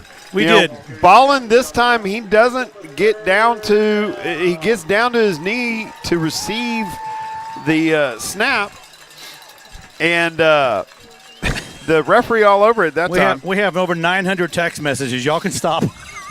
People want to win. Piranhas. People want to win. Yeah, I've got so much to go here. We're done. We have given Yes. all the prizes have been accounted for. Second down and 14. Ballin looking downfield. He's got a man across there. Little discipline in the routes. And we talked about that. And a while ago, they made a touchdown by Boley. It was real pretty. There's another one of your calls, LJ. Route discipline. We got a flag that just went off right there. Yeah, that is not going to be favorable for somebody because that is way after the play. I didn't see it. I'm buried over here in the whatchamacallit. In the Scrollodex. Yes. The prize giveaway. Well, yeah, he's in the Scrollodex for the prize giveaway. In the meantime, you're right. That route is, again, trying to pick into that zone, a soft middle. They clear on both edges. They try to pull the safeties down and able to sneak in kind of in behind the linebackers in front of a safety that had moved over a little bit in coverage. Well, I didn't see it. I was on the IBM mainframe computer. Oh, wow. This is not good for Bernie. And this is when coaches like to offer what we call free coaching. Woo, baby. Yeah, they would have been sitting right there with about a yard to go. I think they stopped him just short of the line to gain on that pass play. Very effective, but that was a dead ball foul. Yep. Well, I'm telling you, that's going to put him back a little bit. But thank y'all for playing for our games. I'm sorry. The thing about it is that play stands. That play stands. Play stands. And so now it makes it 4th and long. And again, in the field position battle, that hurts really, really bad. Sorry about that, Corey. No, I'm just going to say to my sponsors, thank you so much and everybody out there playing. We got our winners. We'll announce them here at the end of the third quarter like we usually do. But I missed all the excitement there. And here goes Ballin again, right angling towards the corner. And, boy, does he not put it inside the 15 again. Yeah. I wish I was that talented. That was a specific Pooch punt. He does an exceptional job of pinning it down there inside the 20. Anytime you're within the 20, that's advantage, defense. And, man, Canyon Lake having a rough time of getting out from underneath the shadow of their own goalpost as they continue to work. But not behind the chains. Press set of downs. Coming off of a big drive. Well, that was a good stop right there. Would have been 4th and 1. Now, you would have figured that the champion would have probably gone for it, but here we go. Backside trap two. Here comes Rodriguez. And I'll tell you what, Rodriguez had some room, but they figured that out. If you blitz one of the safeties, number 28 coming in and make the tackle, you might shut that play down. And that was Brooks Jones. Yeah, and they're bringing that safety up quick just then. It was a good read by that safety, recognizing that. It's that little tiny hesitation that always seems to be the nail in the coffin. So far, when he's accelerated to the line of scrimmage, he's done well. This time, up the side, and, well, take your pick on the tackles there. It was Abbott on the run. He got some positive yards, 3 yards on the pickup, but it's going to make a third down and, I would say quasi-manageable, 5 yards for Canyon Lake, and you just got to believe they've got to get at least another first down and get some time on that clock chewed off because it's going to hurt to turn it right back over that quickly. And in the scorebook, that would go as 1T, 10 ATs. That's some of that in over there in Boerne again. Uh-oh. Got a little offsides. Movement, and let's see what this. It's going to be a massacre for Canyon Lake, a gain of about a yard, but let's see what happens. They let the play go, I just don't know if anybody heard it with all the yelling going on. Well, so on the far side there was a jump. It was an encroachment and moving across the line of scrimmage. I don't know if they get that or if they got Carter, number 4, on the near side with movement as well. So it's going to be a call here. We'll give you it as it happens. Offside. It's going to go against. That's 5 yards and a first down for Canyon Lake. Now, Boerne hasn't had huge mistakes, but the ones they've had have been very critical. This. Yeah, that is. They're going to be afraid. I didn't know if they're going to move the sticks or not. Yeah. Wow. So that's a big mistake for Boerne. They had some penalties a while ago, remember? And they just had one on their offense, so giving them a 4th down and stuff. So their mistakes hadn't been as big or large as 2 interceptions. And some of the mistakes Canyon Lake made early on in the first quarter. But I'll tell you what, the timing for this and having the momentum switch over to Canyon Lake is in the air at the least. Yeah, I think that's a big mistake. the encroachment right there. You have Canyon Lake really sort of behind the sticks and deep in their territory.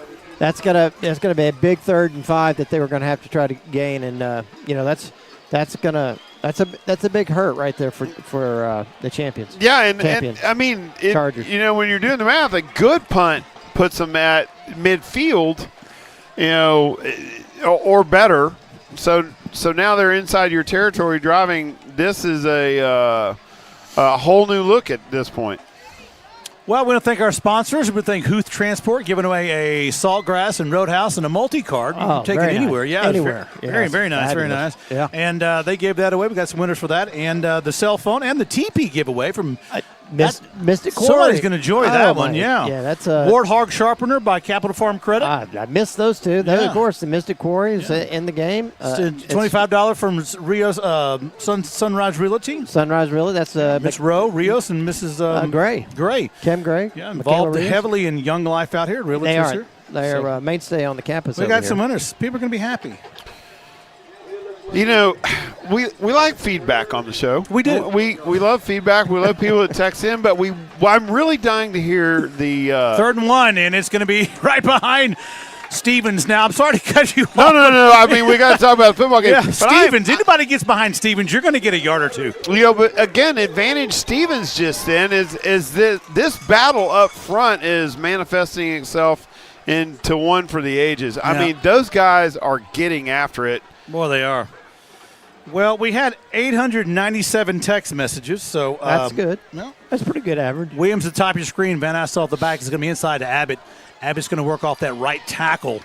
He's going to get maybe to the line of scrimmage. Linebackers fill well for the champion Chargers, as they always do. Number 33 on the stop, Karbowski. Filling that, but the lead on that was Burkhart, and he's able to get off his block and kind of stop things off. And, creating room for the linebackers to come up. That's exactly the type of technique that you're looking for. You don't see a lot of tackles by defensive linemen. Defensive linemen wreak havoc. Linebackers get to get all the stats. Here's again, Rodriguez still on his feet, pushing people around.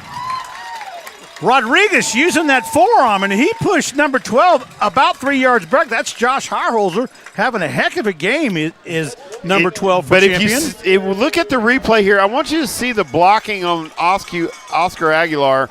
He's able to get off not one, not two, but 3 blocks just then in order to give Rodriguez the room to make some space and get downfield. Rodriguez did Thank you for the replay, Darren. Great job at just using his blockers. That's just right. Finding that crease. Inside trap play, we call the backside. Now there's a flag that goes into the line, and usually that goes against the offense. And in some men, there's another flag. And that is going to be advantage Canyon Lake. I mean, that was obvious and late. Inside will go against the first flag, probably against Canyon Lake. Second one's going to go against Chargers. Now, because the other one was dead ball, though, they will assess both penalties because they're not going to be offset. One is happening in the play. One of them is happening after the play. Van Osdal is on the ground, and he was basically asked to stay there. Holding against Canyon Lake, so they're going to mark this off. Personal foul against Chargers. Now, it's a dead ball personal foul, so that'll be a first down. That's Canyon right. Lake. We were exactly right. They mark they mark it off on the spot. It's a spot foul on the hold. And so from there, then they're going to march off the penalty for the dead ball foul. And, this is the third time we have seen in less than 8 minutes the Boerne Chargers kind of playing that game that I talk about so much. You got to play with emotion. You cannot play emotional. Now, like that. Love it. Is that kind of like wisdom and knowledge? No, for those that have not heard the first 2 broadcasts, we'll impart. Tomatoes coming up. I can feel it. There's a big difference between intelligence and wisdom. Intelligence is knowing that a tomato is a fruit. And wisdom is knowing not to put the tomato in the fruit salad. You can't do it. So we have now coined the phrase tomato wisdom. Yep. So for those of y'all listeners that have just heard that, There you it now is. know what tomato wisdom is. Bernie's going to miss out as we go to a timeout by the referees. First and 10, Keene Lake at 49, but they're going to miss out on the fall charcuterie giveaway. Well, exactly. Well, Bernie's not used to that. No. They should tune in, though. Yeah. It's Well, a plethora of meats and cheeses. Oh, it's A veritable plethora, literally. It's a cornucopia There of are flavors. multiple veritals of meat, for people, multiple veritals of cheese. From people from France, like Darren. Yes. It's Yes. a charcuterie. It Good is a old, French good word. old, good old slughead Italians like me. It's a meat platter. Yeah. Inside trap is Abbott, and Abbott maybe get to midfield where he is just gang tackled to death by the Chargers. You know, and this battle Wow, continues. what a nice play. Number 54, Ethan Stanley. I'm telling you, Ethan Stanley and Stevens have been – it is a prize fight up front, guys. They have really been going after it, and they're just trading blows. Every once in a while, Steven gets a block. You know, next play, Stanley's able to get off the block. They have been playing an exceptional football game up front. Second down and 9. Backside trap to Rodriguez again. Rodriguez racking up the yards, and he's going to roll across somebody out. It'll be close to the first down, and it is a Canyon Lake first down. Well, I'll tell you a while ago when the personal foul occurred, Coach Ellis grabbed his whole team over. And I promise you, that is a good man over there. I'm telling you, not verbatim, but he said, look, guys, knock it off. We're not going to be that team that gets personal fouls, dead ball personal fouls. Yeah. Not at all. He had to pull them together and say, look, guys, you're letting a healthy lead slip away from you. That's right. First and 10 again. Rodriguez still on his feet. Rodriguez making a move for about 4 yards into the 37-yard line of Chargers. The one 2:16 to go. The one thing you see about Rodriguez, and this is something that we talked about with this running back room, is all of them have been well coached in so much that they never stop moving their legs. You know, you hear that all the time. Keep moving your feet. Keep moving your feet. Rodriguez just churning, trying to get everything out of it, you know, at every chance. And again, coming up big with a couple extra yards after contact. Second down and 6. Williams in motion. Backside trap. He'll get inside and duck his head down for a nice little gain up to the right side. And be short of about maybe 2 yards from where they marked the ball. Slot T rolling along. Williams finding a seam just then, and he's able to get off the edge and inside that backside pursuit. In comes number 11. You don't see him very much. Mason Ponanen, the junior. But we're 4 down territory for sure. Third down and 2 downs to get 3 yards. It's going to be I'll tell you who that's going to be against. The guys in the gray poupon pants. That's right. And I swear it's a gray poupon color. It's called Vegas Gold. I don't see any glitter. It is most definitely spicy mustard. But that will cost Canyon Lake $5. And that is difficult at this time. It is going to be third down in a long 7, a less manageable option. If you're down in 4 down territory, you might have to divide it up. Well, Canyon Lake went to this and they shut the door on that one. Very, very, very opportunistic for the defense there for Chargers. And Canyon Lake's going to face a loss of going to be 4th down and 9. Maybe they'll mark it 4th down and 8. Here comes the punting crew for Canyon Lake. Good stance by the Chargers. But we're going to announce the winners here at the end of the third quarter, so hang on. If you win. Just under a minute left here in the third. Yeah, if you win, all you'll have to do is text us back with your name and address. So hang on tight to your britches. Cotrera kicking the ball. Nice spot by Cotrera. I don't think he thought he would. Whoa, the ball checked up and just went in the end zone. I don't think Cotrera knew he kicked it that well. That's the first time we've seen Cotrera kick that ball. They'll bring it out to 25-yard line. Well, 18 seconds to go. We want to thank everybody for playing here tonight. Darren producing the show. Doing the switcher is our senior and vice president of Canyon Lake Broadcasting, Connor Cummings. And, doing a fabulous job. And we have 1 junior and 3 freshmen giving those shots on the field. Don't think somebody can't be trained up. I tell you what, she's the shot collar and a bullwhip does miracles. People don't understand. She's got a back channel to all these folks, and she is coaching them up. No. First and 10, and Ballin in the backfield. Trips to the right side, fumble on the play. Ballin will scramble, another fumble on the play. Can he get rid of it? He does, and there's that passes. Oh, it's a fumble. It's a calf scramble. What did he have possession, LJ? Flag on the play. They are saying that he had possession. The ball came loose. Bernie comes up with the fumble. Ooh, that was close. But I mean, well, we've got a penalty. If you had replay, I'm saying that you would have to, you can't be positive about the possession on the catch. Here comes the call. Well, legal man downfield against the Chargers. Chargers. All of that only to be erased by an eligible receiver downfield. Well, the multiple fumbles of the ball in the backfield really, obviously you're an offensive lineman. You're thinking this play has got to be over at this point. Sometimes when the quarterback they have a word, they yell out fire, fire, fire or something, and they know what happened in the backfield if they can't see it. Those poor linemen, they get dinged for stuff like this. Ballin looking downfield, has a man. He's got to close it, and ate his lunch. Touchdown, number 15, Sawyer Boley.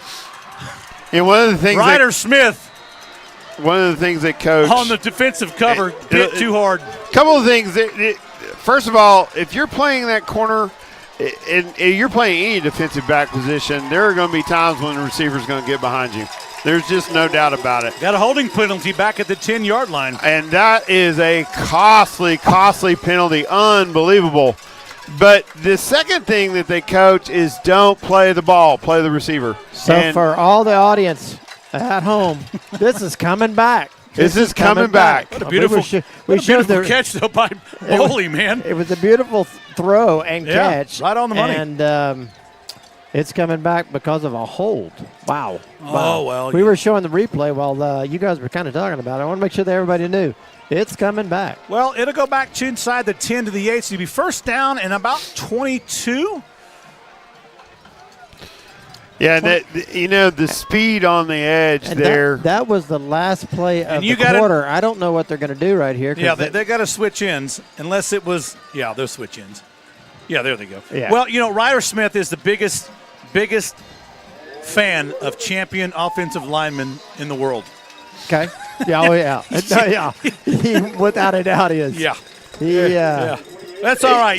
I played that position, high school, little league, into college, in Europe.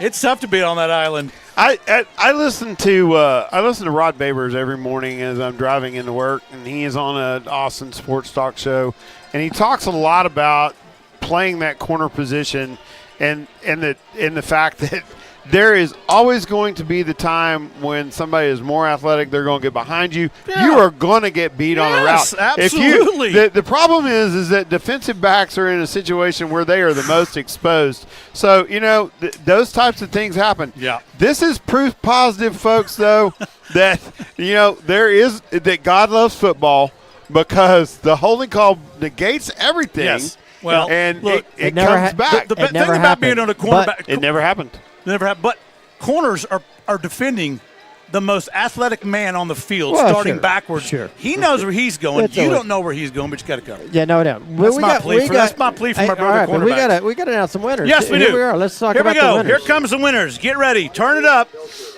Here come the winners in no specific order. The winner of the Sunrise Realty $25 gift certificate to Roberts on the Lake goes to Stephanie Hicks. Stephanie Hicks, congratulations. Meemaw's Tacos, $8 gift certificate. One goes to Michael Espinoza, and the other one goes to Tammy Rogers. Tammy Rogers. Yeah, and Who Transport Roadhouse Steakhouse goes to Loy Moe and Coach Sam Miguel of Canyon Lake. There you go. There you go. Excellent. And the Lucas Collier is the winner of the Canyon Lake cell phone repair. Awesome. And I've got two more. We're gonna get to that right after this play. So if you want, give us a text back with your address, please, so our sponsors can mail you your gift. Ballin, look right, out in the flats again, back to the bread and butter, and it works efficiently. Far side of the field, Couture making the tackle, getting about 6 or 7. A good job by Couture keeping the receiver out in front in order to make that pursuit. They're first in Dallas to go, and so you can afford a little softer coverage up front. Give yourself some room and some position. Don't worry about a 7-yard out. Oh, a little bobble play on Ballin. Bought him some time downfield. He's got a man. There he is again. Repeat. 2.0. Oh, no. Boley. And the speed and athleticism Hey, of Boley if just you do showed it once, up again. you can always do it again. Yeah, and again, that's on a busted play. That comes off of his helmet on the snap. In order to deliver that football, he just tosses it up. Oh, man. The extra point attempt is going to be by Nathan Bell.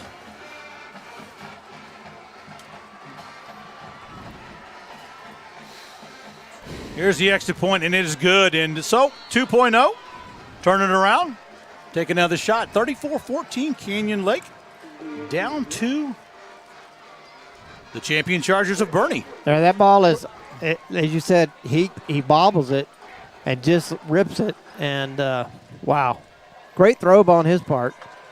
Right on the money. Yep, absolutely. Well, we got some more winners here. So here comes the next set of winners for the Capital Farm Credit Warthog. You got a picture of that Warthog shot? I got the Warthog. That thing's medieval. This is a Dungeons and Dragons thing. Oh, this thing. Look at that thing. That's sharp. Look at that thing. I got to get a big knife. I want to put it in there. I want to be that guy. Yeah. Because it's not going to go. See, we give away things like this, but we also give Bob Ross chia pets away. We've done a lot of quality gifts over the years. I'm telling you. I tell you what. That gift right there goes to none other than James Dent. James Dent. James Dent or Jamie Dent. I couldn't get it all down there. It's happening fast. It's happening fast. And, you know, I'm appealing to those that have won the Warthog. Please let us know how much you enjoy it. Please give us a text I have back. been touting this thing ever since Harrison decided that he was going to help us out with this gift. That's David Harrison, Capital Farm Credit. Well, we're going to come with the Capital Farm Credit Player of the Game, so keep that in mind when we roll down here in the fourth quarter as finally gets one out there, and they're going to call a fair catch as per usual. There is Rodriguez. So, 35-14. Canyon Lake had their chances, but now we're going to give away the glamping teepee. Oh, yes. You got to put that up there. And here's Yeah, this is a 2-night stay at this Get place. a little bit of action. Very romantic. It's going to look like. Yes. So I was thinking maybe Ruth Escamilla would win it because she won some Saltgrass Steakhouse, and I said, "Hey man, get Coach Escamilla a bow tie and some hush puppies, and you win. If you win tonight, you can take him glamping at this luxurious." Oh yeah, you know this fully air conditioned. This is not. There's the play right there. Inside trap, and it didn't fool anybody, especially if you're wearing a white jersey. But it's a Abbott up there. Get to the line of scrimmage. But she was. Look at that. They can have a little. That could be Ruth Escamilla and Coach Escamilla, our baseball team, having probably a glamping. Probably will. Well, I don't go see if they win or not. If they win. If they win. All right. Well, here comes big drum roll. The winner for the 2-night glamping stay is Jennifer Robinson. Jennifer Robinson. Congratulations there. That's a big prize. Yep, big prize. Well, we're going to be doing doing this 2 nights. 2 nights. 2 nights, Yeah. man. That is. Wow, that's uptown. That's up Glamping in a TV. Who ever thought you could put a king-size bed inside of a teepee? I didn't know what glamping was till last year. Here comes Abbott up the middle. Canyon Lake trying to establish a running game and meeting a huge wall. And look at it, 99. Gage Goldberg. I'll tell you what, 99, and we talked about this. The second half seems to be the time which you see 99 turn up the Jets, and he is proving you've got all these people on the outside giving us all this tips and tricks, and proven to be true. Great scouting report from our fantastic audience. Also, the top of your screen, Williams, the bottom shotgun for Canyon Lake. 3rd down and a long 7. And it's going to be a dink and dunk pass, and I don't think he scooped it up, but I could not tell. I think they give it to him. He did. First down, Canyon Lake. Williams had his back to us. I couldn't really see from this end as they go up tempo. Slot T. It's going to be backside trap. He picked it right up off the turf. I guess right before, it's hard to see in that replay. But. Great athleticism by Carter just then, basically going. Carter had played an exceptional third base last spring and really stepped up into that position. We got an injury timeout on the field. 9:53 to go. This time he applies a little bit of that baseball aptitude and reaches down, grabs it. So So moving forward, you got any scores across the district, LJ? Good Davenport, gosh, Piper, you got anything from the Boerne areas over there or anything in our district or in Boerne's district floating around out there in the airwaves? You know, I do, and I've been I've kind of You were thinking about glamping. I've been derelict in my duties. Yeah, if you're talking about tomatoes and scary bathtubs. To make sure, I'm going to have to wait for a little update here. I think I may have lost my Crowder does the best that he can to get out there. He had a man covered. Williams was downfield. He just couldn't get to him. That would have been a 6 for Canyon Lake. But Crowder does the best he can, gets out there, bring up 3rd down and a long 7, maybe 6.5, somewhere in there. Well, we got a lot of winners tonight. Appreciate playing. We do this every Friday night. We do. You know, thanks to our sponsors. That teepee is like a yurt. I don't know if you're familiar with what a yurt is, but a yurt. A yurt, yeah, that's man. You guys with Fredericksburg's terroir and a yurt. Yeah, a yurt. And that's like a portable, almost a portable house. 3rd down and looks like a tent, but right up the middle. We'll get 2-yard Canyon Lake, and they had the pinch on, as we say. Getting up is Goldberg. So in the 4th quarter, we have a barn burner just down the road between San Antonio Davenport and San Antonio Piper, both in Comal ISD, and it is 31-31 in the 4th, folks. Ooh. We got a 4th and long here, about 4 yards. Canyon Lake is lining up like they're going to go for it. What does Coach Green have up his sleeve? Canyon Lake, 8:27 to go, down 14-35. Shotgun formation for him. Going to roll out to the right side. There goes Abbott, and Abbott had the ball, and I'll tell you what a great defensive play by number 5. He wasn't fooled and watched the films. Hudson Simmons. Simmons saw that from a play last what a play. Week. Yep. It's that backside pass to that leaking back or slot man, and tell you what, it just he was having none of it. Yeah, it's a rollout and backside screen. Last week that went for a lot of yardage, and this week it was clearly seen on film, and that was totally blown up just then. Number 5. Again, around the league, Lampasas blowing out Georgetown Eastview 59-21. We had a barn fight over there. Fredericksburg was winning at halftime 12-7, but Tivys pulled away 28-12. Be 1st and 10 for the Chargers as we'll continue those scores here in just a minute. Inside, and number 22, Aria, running the ball again. He'll pick up about 3, 2nd down and 7. What else I got, LJ? Well, Brownwood, home of Gordon Wood, the late legendary coach, is up on Burnett 21-10. And Boerne is in a tight match in the 4th quarter, 42-35 against San Antonio Antonian. Baldwin will take the ball for the 1st down. He was going to do that pitch option, found a little seam in the middle, so why pitch it when you get that 1st down? Good move by Baldwin. So it'll be 1st and 10 for the Chargers at the Canyon Lake 30-yard line as the clock continues to roll past the 7:30 mark. Also coming out of our district is Taylor and Robinson, and it is knotted up at 21 in the 4th quarter. 1st and 10, Chargers. Baldwin looks out. In the flats it goes. Little pass out there, and Uresti comes up for the stop. He might get a yard out of that. Uresti, the sophomore outside Sam linebacker. And actually coming I'm sorry, weak side William linebacker. Yeah, he is actually coming out of that safety position. They've made a little adjustment in the back, and he comes backside like a bullet train in order to sew that up. Ballin looking downfield. Got a man standing there.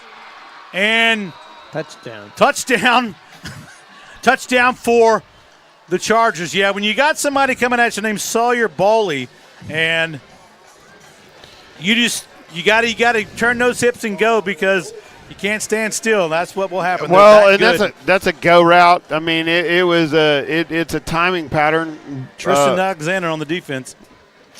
Ballin just throwing the ball up into space and letting the athlete come underneath it. Here's the extra point attempt again by Nathan Bell. Bell up, nice kick. Good strong leg there. The extra point is good. 41-14. 6:51 to go in the game. Canyon Lake will walk out of here. And look at some of the mistakes they made early on. We spotted them some points, as people say.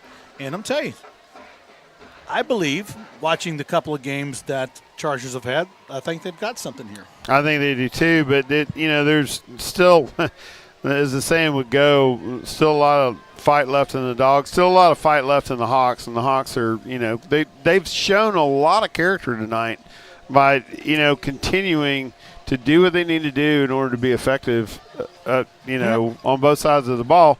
It is hard to defend an athlete like Bully. I mean, he's fast.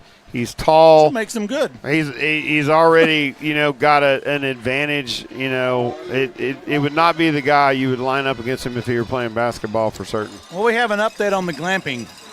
What's that? We have to make the kickoff first. Oh, It's okay. All right. high-end security. Okay, It's all right. It's encrypted. Okay, encrypted. If I can get my iPhone 12 to get back on here. Hang on a minute.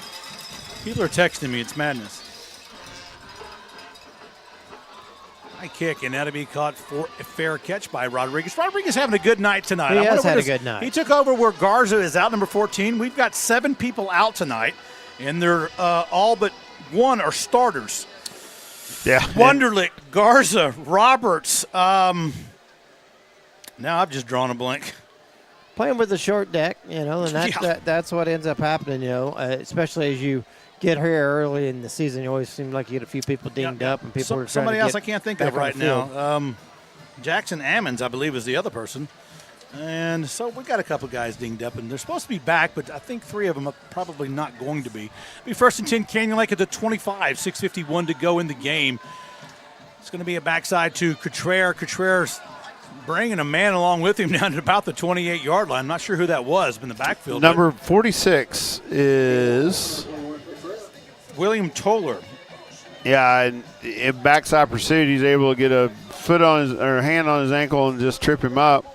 Second down in, we'll call it long 7, but I'm going to give you the update on the glamping thing. Jennifer Robinson from Canyon Lake, she said she won the glamping chip, but she wants to get it to B-Rob, and I'm going to go into that here in just a minute.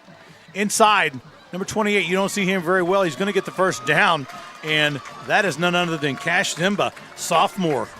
Several sophomores on the field tonight for Canyon Lake. They'll get out the 35-yard line, 6:04 to go. But B-Rob, Brandon Robinson, he was a stalwart baseball player, football player, all-around jack of all trades. Great kid. 4 years ago, right? Yeah, 4 years ago. Yeah. Yeah. So I cloned him B-Rob back in 8th grade. You and did. Stuck. You did. I told him I wanted 10%. I hadn't seen my 10% yet. Yeah, NIL money. Yeah, NIL money. B-Rob. You're 2 years quick. Here comes Zimba again, number 28, picking his way in and out. And there's the future of Canyon Lake, Cash Zimba. And he was a joy to watch last year on the freshman team. Tore it up on the big midway and did well last year's freshman group. It'll be second down and 8. Yeah, when you watch Champion, they continue to pick these guys up, help them up, as a tackle is made. They're playing with a lot of class and a lot of character. You really got to give that to coaching. I do. You got to give it to coaching. I tell you what, El's done a really good job taking over this program, as the understudy. What a big second down and 8 for Canyon Lake. Split out to the bottom of your screen. Number 6, Ty Badger. It's going to be inside play and it'll be short of the first down about a yard. Got a couple of other scores that are of interest to those in our listening audience. In the worst bowl, which is New Braunfels versus Canyon, it is New Braunfels 28, Canyon 26 with 2:22 left. Smithson Valley was able to walk through East Central. East Central, a team that we have. So Smithson Valley in the same district with Boerne Champion. They win 57-7. That game is final. Third down and 1. Inside goes Cash Zimba again. He'll get the first down at about the 48-yard line. There goes some laundry up in the air, and that's going to give another 15 yards to that run. I'm going to tell you something. They throw a flag on that, but if I'm Champion, I'm a little bit upset about that. There is no whistle blown. They had forward progress. He is going in reverse. So we talked about this. Yep. Why is the whistle not blowing if you're going backwards and forward progress is how you mark it? I don't understand that. It's a very complicated word. But nevertheless, now Champion ends up coming up with a foul, and that was not over aggression by Champions. I would tend to lean on your side on that one. a Canyon Lake fan. I'm a Canyon Lake father. I am Canyon Lake to the core. But folks, I call him as I see him, and that was not fair. But apparently, you stay in haunted hotel rooms. I do like haunted hotel rooms, and you don't too. care. Hey, man, if you get a ghost that can run your bathwater, that's like a bonus. I can't get my wife to run my bathwater. You need to find a ghost. What kind of deal are you getting? No, you didn't spend a Holiday Inn, but you stayed at a haunted hotel. And so to be clear, it wasn't like there was, it was warm and there was, Oh, real. Candles. Yeah, there wasn't any bath bubbles in there. Well, I don't care if there wasn't. No bath bombs. Let me tell you what. I didn't have a fiddle player. I wake up in the middle of the night and the bath water's on running. I'm not staying around asking questions. I'm off to the Hilton. I was. With all that. I wasn't going to put my toe in it. I thought there was a leak, but the next day they didn't do anything to it, and next day there wasn't anything there. Second down and 12 inside catch. Zimba. Wait a minute. You didn't pull the plug on it. Down to the 35-yard line. You're telling me you did not pull the plug and the water went? Well, no, I called maintenance. We did pull the plug. Okay, all right. I'm trying to get the story straight here. Third down and a long 8 as we get into fourth down in the I just want to understand what kind of zeitgeist you actually saw. I left the plug in so that I could show evidence that the water had come out. You got a leak in your head. I didn't. I had a ghost in my bedroom. Yeah, I got you, man. That is. I believe you. By the way, what are you like, the ghost in Mrs. Muir? A claw tub is a dangerous apparatus, just for the record. There's a reason that they only take pictures of those things, man. That's a hip waiting to be broken. Yeah. Fourth down, Canyon Lake's going to go for it. Why not? 2:42, you're down by quite a lot. Give it to number 25, right side. He's going to get the first down and more. Sure. Out to the races he goes, to the 5, and he'll be knocked out of bounds. Nice run by Caden Lewis. Some of the sophomores getting some action for the Hawks on the far side. Quick to the line of scrimmage, scampers out wide, finds the seam. Great job, Canyon Lake. I don't mind eating in those places, but I'm not going to that room. Here comes number 8. Let's see what number 8 is. It's only in the Victoria room. That's Ryder. I don't care if it's We're giving them a bad name. I don't care if it's in the. No. Quite frankly, I enjoyed it. I want to be on the record that it is. Here comes retreat. Canyon Lake left side. Get about down to a couple of yards. It'll be second and goal from the 3. Yeah, for the folks at Boerne, even if you speaking of glamping, if you just want a staycation, I'm telling you, that's the place to go. If you haven't got to enjoy it, and I'm glad we made it a topic of conversation, Yo Kindle Inn is a fabulous place to visit. Harry Potter could stay there, and I still wouldn't go. Well, Corey, we don't want to give the ye old Kindle Inn a bad name. They I'm not saying do a bad. good job. Probably Good job. great price. Good food. Fabulous. Probably have Hefeweizen. There's a ghost. If I ever go out west, I'm staying there again. Here comes I'm done. Canyon Lake. And he's Touchdown, over. Canyon Lake.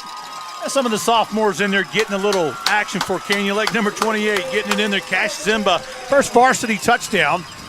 Mr. Zimba, as we plowed through that last 2 or 3 minutes about the ghost in Mr. Chicken. What was that movie? Don Knotts, The Ghost of Mr. Chicken? Yeah. I watched that one. Lord have mercy. Did it We scare have you? digressed. Hey, look, exceptional drive by Canyon Lake. Up front blocking, fantastic running by the backs. Van Astal Cook is up and good. Well, Canyon Lake put another 7 on the board, 21-42. And I would guess that that's pretty much going to be the end of the ball game. I don't see Coach Ellis trying to rack up another 7 or 8 points. Look, I called it before this drive. But he's going to put in his players. You said something the other day. I want people to understand this.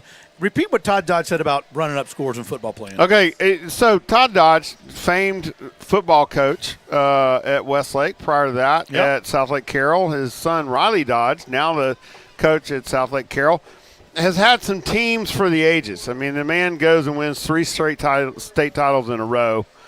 Does an exceptional job. Now, we got a discussion on the field. I'm not exactly sure what's being debated here. I'm not either. It's a meeting of the minds.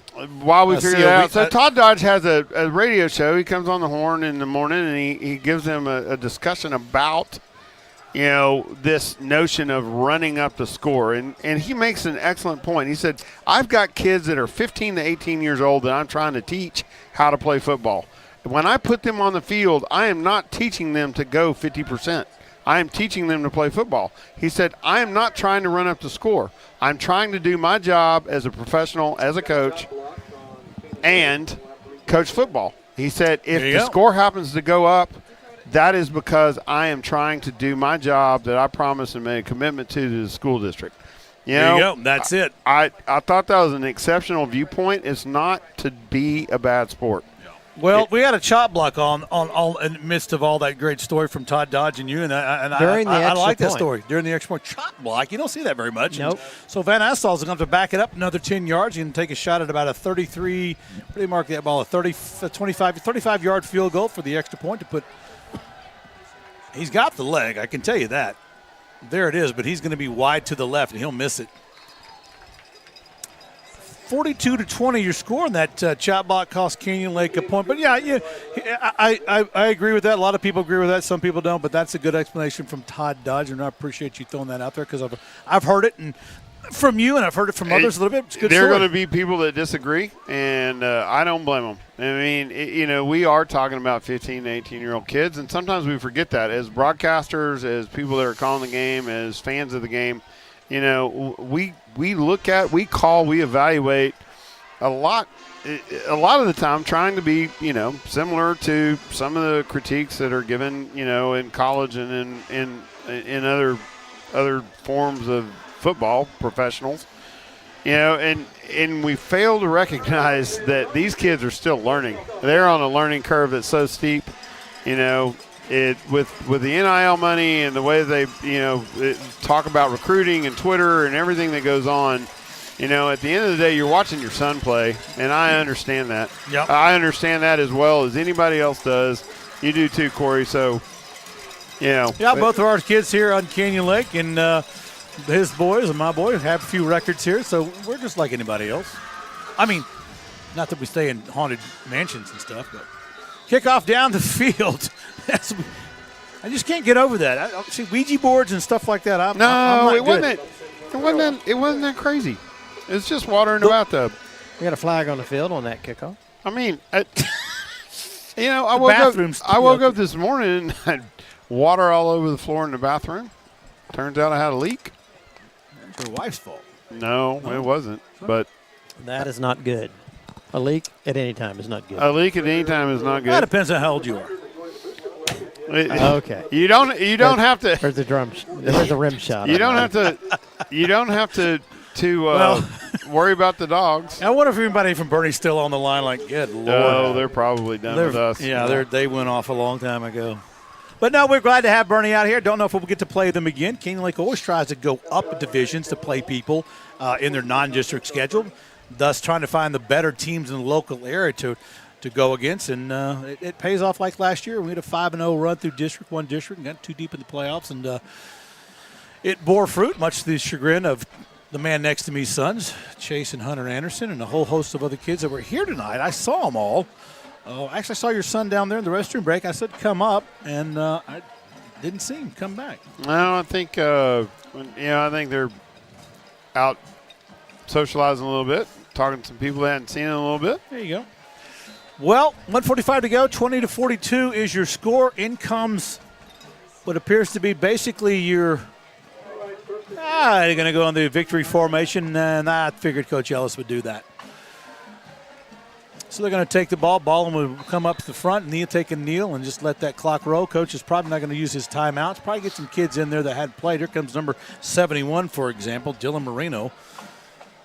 I see him around the schools a lot. We want to thank everybody for joining us tonight as the clock continues down into 1:30. Canyon Lake Broadcasting again on 368 show, 8 years in the making. All the students that make it happen and our sponsors. I have a photography from Mr. Valenzuela. And 1044. 1044 photography. That is Miss Valenzuela. She is the wife of our SOR SRO officer. Thank you. Right? That's officer, there you go. Anything you want done, there you go. She is very good at what she does. Yeah, she very good. Going to do, if you got a quinceanera, you got a wedding, you got a senior, if you got a senior, want to get some senior pictures done, she'll set you up. And you got pickle and things, and that's she for your does homecoming She spots. does it all across there. She's located in New Braunfels, but she'll do it pretty much all the way across this area, so.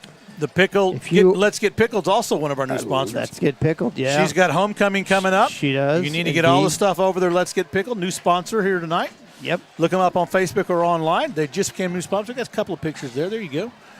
So that's what we got for local people. Please address the local people in your next expenditures. They're all local people like us, and we're glad to have them on board. Yeah, family owned and operated. Those that are out there listening, we'll have North Shore United Methodist Church. We'll have the fifth quarter immediately following the game, between the game and midnight. So if you got some youths in high school, it's a good place for them to go hang out. I'm going to give one more shout out to Yale Kendall Inn because this is extremely important. I just got this text message from Jay Walker. And Jay and Dina got married at Ye Kendall Inn in 2003. Okay. Are they witches or wizards? He did say that he had to draw his own bathwater, but he said it is an exceptional place, as we have said for the entire broadcast. And, folks, I'm so glad that we got to slip that in as a point of entertainment. That's good. Well, let's give away the Capital Farm Credit player of the game for each side. I'll start with LJ over here. LJ, what do you got? You know what? I'll tell you, for the task that he had in front of him, I'm giving my player of the game to James Stevens. I thought he did an exceptional job up front. He had a monumental task against James Stevens of Canyon Lake. All right, he's the center, number 75. He had a monumental task against Stanley all night. I mean, that kid has been on, more plays than you can possibly name, and he did a superb job. And, I just love the effort and his continuation and staying in the game. James Stevens gets my game ball. All right. Darren, what about you rolling down the side? Well, I tell you. Capital Farm Credit player of the game for you? Yeah, Caden Rodriguez for Canyon Lake. There you go. And I got, I saw your Bali. It just really made some grabs and made a difference in this game from a receiver's perspective. Yep. Very, very nice. For your champion Chargers. Yeah, so we got Sawyer Bali, Capital Farm Credit Player of the Game for Boerne, and your one for Canyon Lake was Caden Rodriguez. Caden Rodriguez. You didn't give me one for Canyon Lake as your player of the game. I'm going to have to go with Bali. I mean, he was just superb the entire way. Now, here is something I want to get a camera on, I hope. We are having a prayer in the middle field. We got it. UIL Sports at its finest, folks, Yep. right there on demonstration. It is. Well, I'm going to go for the Capital Farm Credit Player of the Game for the Chargers. I'm going to go a little bit different. I'm going to have somebody named Cole Rhea. He opened up the game in the very beginning, and he was nonstop all game. He did. And so my vote goes to Cole Rhea. On the Canyon Lake side, we got somebody in here who you kind of took my thunder, but it's easy to do. But I'm going to have to go with somebody that doesn't get a lot of that, and that's going to be Eli Hammonds, number 33. Yeah. He's come along, and he had a good game tonight. He's not undersized. He's just a sophomore young and made some tackles early on, kept things in the game, got shooken up. But those are my players of the game. Well, we're off to Veterans Memorial in San Antonio, Rutledge Stadium, and we'll be there for kickoff against the San Antonio Veteran Memorial Patriots, and that will be next week. It'll be next week, and we'll bring it to you. We'll be traveling down there. So if you can't make it down there, watch us on Canyon Lake Broadcasting. That's right. We'll be on. Look for Facebook and Twitter and Instagram to follow us. Please subscribe on YouTube, and we're going to be there next week for LJ, Darren, myself, and the Canyon Lake Broadcasting Club of Students. Good night and God bless. Safe trip.